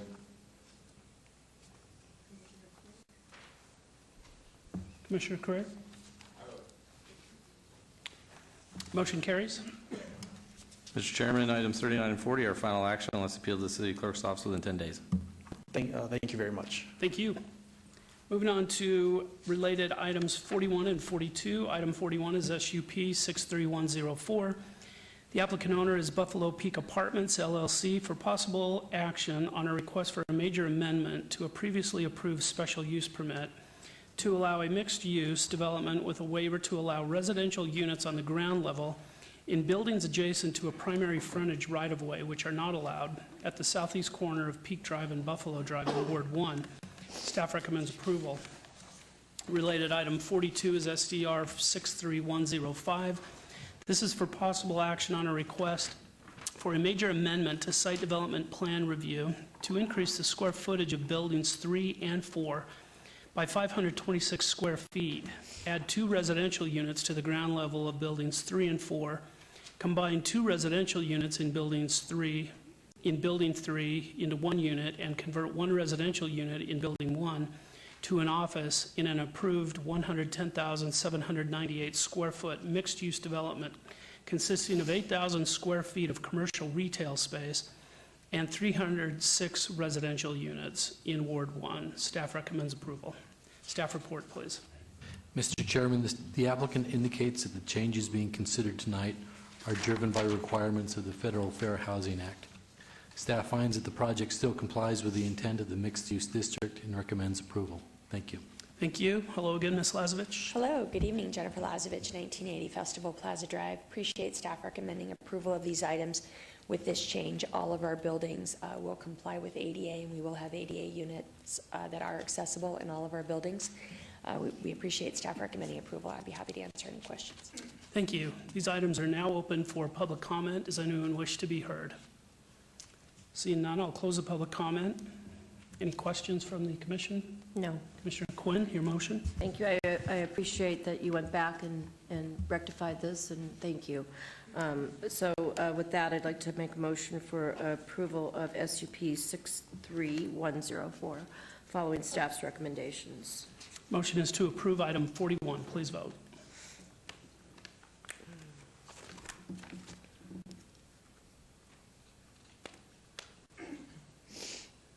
Motion carries. Thank you. Moving on to item 42, SDR 63105. Making a motion for approval following staff's recommendations as well. Please vote.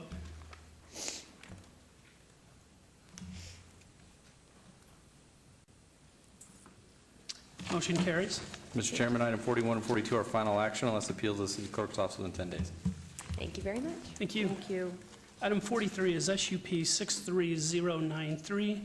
The applicant is Javier Avila Pena. The owner is the Miller Trust et al. For possible action on a request for a special use permit for a proposed auto title loan use with waivers to allow a 1,128 square foot tenant space where 1,500 square feet is required, and to allow a 40-foot distance separation from a residential use where 200 feet is required at 235 Northeastern Avenue, Suite 108 in Ward 3. Staff recommends denial. Staff report, please. Mr. Chairman, staff finds that an auto title loan is incompatible with the residential development to the west and recommends denial. Thank you. Thank you. Good evening, gentlemen. Good evening. I'm Javier Avila, 1294 Fragrance Spruce Avenue, Las Vegas, Nevada. And I would like to know why the recommendation of the staff is being denial. There's another business that requires almost the same requirements from this, like a bail bond that is right there in the corner. And I know there's some houses behind, but I would like the opportunity to pass this.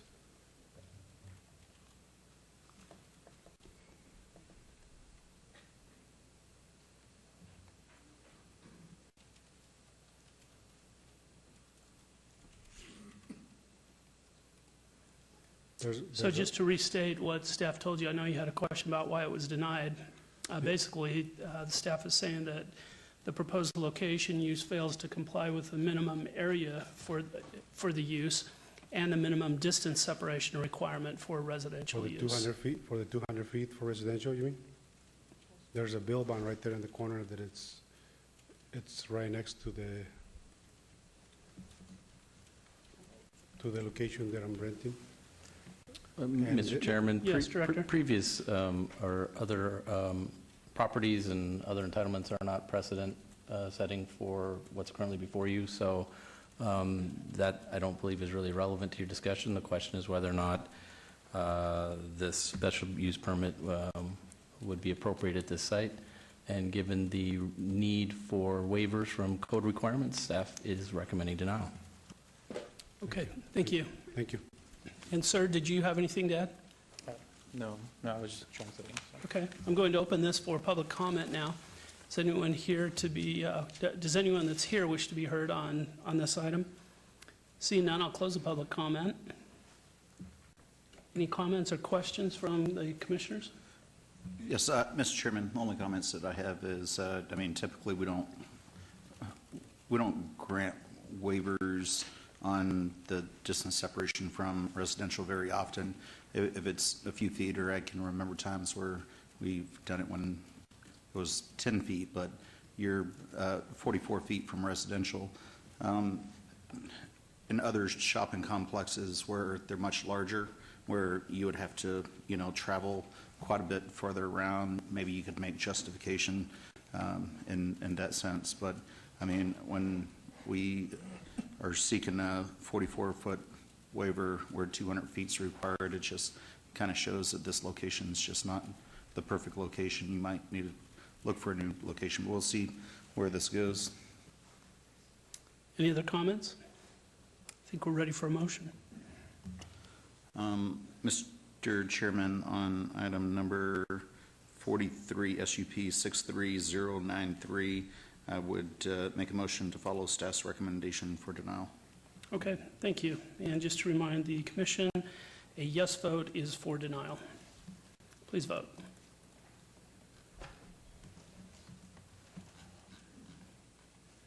Motion carries. Item 43 is denied. Mr. Chairman, item 43 will be heard at the City Council meeting on April 20th, 2016. Thank you, gentlemen. Item 44 is SUP 63132. The applicant is Fun City Motel.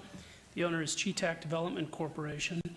For possible action on a request for a special use permit for a proposed 2,426 square foot liquor establishment, tavern, with a waiver to allow a distance separation of 200 feet from a similar use and 1,470 feet from a city park where 1,500 feet is required, at 2305 South Las Vegas Boulevard in Ward 3. Staff recommends approval. Staff report.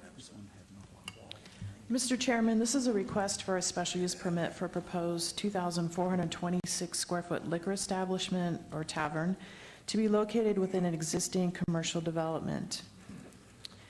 The applicant is also requesting waivers from the minimum distance separation requirements from a city park that is approximately 1,470 feet away and a similar use approximately 200 feet away. Staff finds the proposed tavern can be conducted in a compatible and harmonious manner with the surrounding existing land uses and is recommending approval of this application. Please note letters of support and protest have been received since publication. Thank you. Thank you. Good evening, Rick Truesdell, 820 Rancho Lane, Suite 85, Las Vegas, Nevada, representing the applicant. We've reviewed all the staff's conditions and recommendations are in agreement and would ask for your support. Okay, thank you very much. I'll open this for public comment. Since you're the last person here, Mr. Truesdale, I will close the public comment. Any discussion on the commission? Yeah. Take another recess, see if anyone shows up. I'll entertain a motion on item 44. I have a question, Mr. Chair. I'll entertain a question from Commissioner Carrera. Thank you. So there is another establishment which is within 200 feet of this? Through you, Mr. Chairman. Yes, there's across Las Vegas Boulevard, which is 100-foot or 100-foot plus right-of-way. Slightly to the north, there is another tavern in existence. I believe it's just to the south of the Stratosphere, and I think it's off of Cleveland, or between Cleveland and Baltimore. Okay. But it's across the street? That is correct. Thank you. Time for a motion. I'd like to make the motion. Commissioner Quinn. Regarding SUP 63132, I'd like to follow staff's recommendation this evening for approval. Motion is to approve item 44. Please vote.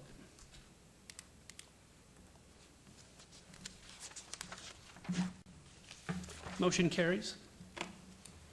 Mr. Chairman, item 44 is final action unless appealed to the City Clerk's office within 10 days. Thank you very much. Thank you. Have a great evening. We are now to the Director's Business. Item 47 is TXT 63263. The applicant owner is the City of Las Vegas. For possible action on a request to update the downtown Centennial Plan to add open-air vending / transient sales lot, beer, wine cooler on sale establishment, and food processing as permitted uses in 18B, the Las Vegas Arts District. Staff has no recommendation. Mr. Chairman, I spoke to the city attorney about this at the beginning of this meeting, and seeing how I'm under contract with someone on a food processing a business in the Arts District, I'll be abstaining on this matter. Okay, thank you. Although staff has no recommendation, does staff have a report? Yes, Mr. Chairman. Actually, the report indicates a staff recommendation of approval, but before I get to that point, I'll do the report. The proposed text amendment will achieve the following, and will update the Las Vegas 18B Las Vegas Arts District permitted use section to include beer, wine cooler, on-sale establishment, food processing, open-air vending / transient sales lots as conditional uses where they previously were not part of.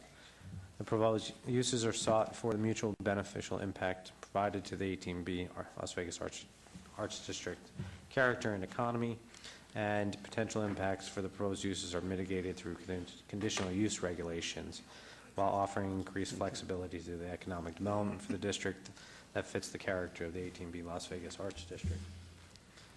And that concludes it with a recommendation of approval. Okay, so just to clarify, although the agenda says staff has no recommendation, staff is recommending approval. That is correct. All right. Clarify. My apology, because I do think we talked about that, so Yes. I should have made that note on my agenda. Okay, I'll open this for public comment. Does anyone wish to be heard? Seeing none, I'll close the public comment. Any questions, comments? Mr. Chair, I'd like to make Sure. a disclosure. I have a tenant that could possibly be applying for this. I don't think I'd be affected in any greater or lesser way if he does, and I've consulted with the city attorney, and I will be voting on the matter. Okay, thank you. Seeing no questions or comments, does anyone wish to make a motion? Commissioner?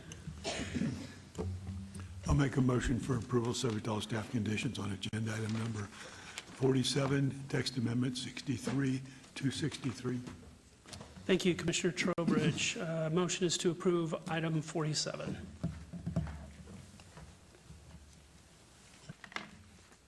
Please vote. Motion carries, noting the abstention of the Vice Chair. Mr. Chairman, this item will be forwarded to City Council in ordinance form. We are now to the citizens' participation portion of the agenda. Public comment during this portion of the agenda must be limited to matters within the jurisdiction of the Planning Commission. No subject may be acted upon by the Planning Commission unless that subject is on the agenda and is scheduled for action. If you wish to be heard, come to the podium and give your name for the record. The amount of discussion on any single subject, as well as the amount of any time any single speaker is allowed, may be limited. Does anyone wish to be heard? Seeing none, any comments from commissioners? Seeing none, this meeting is adjourned.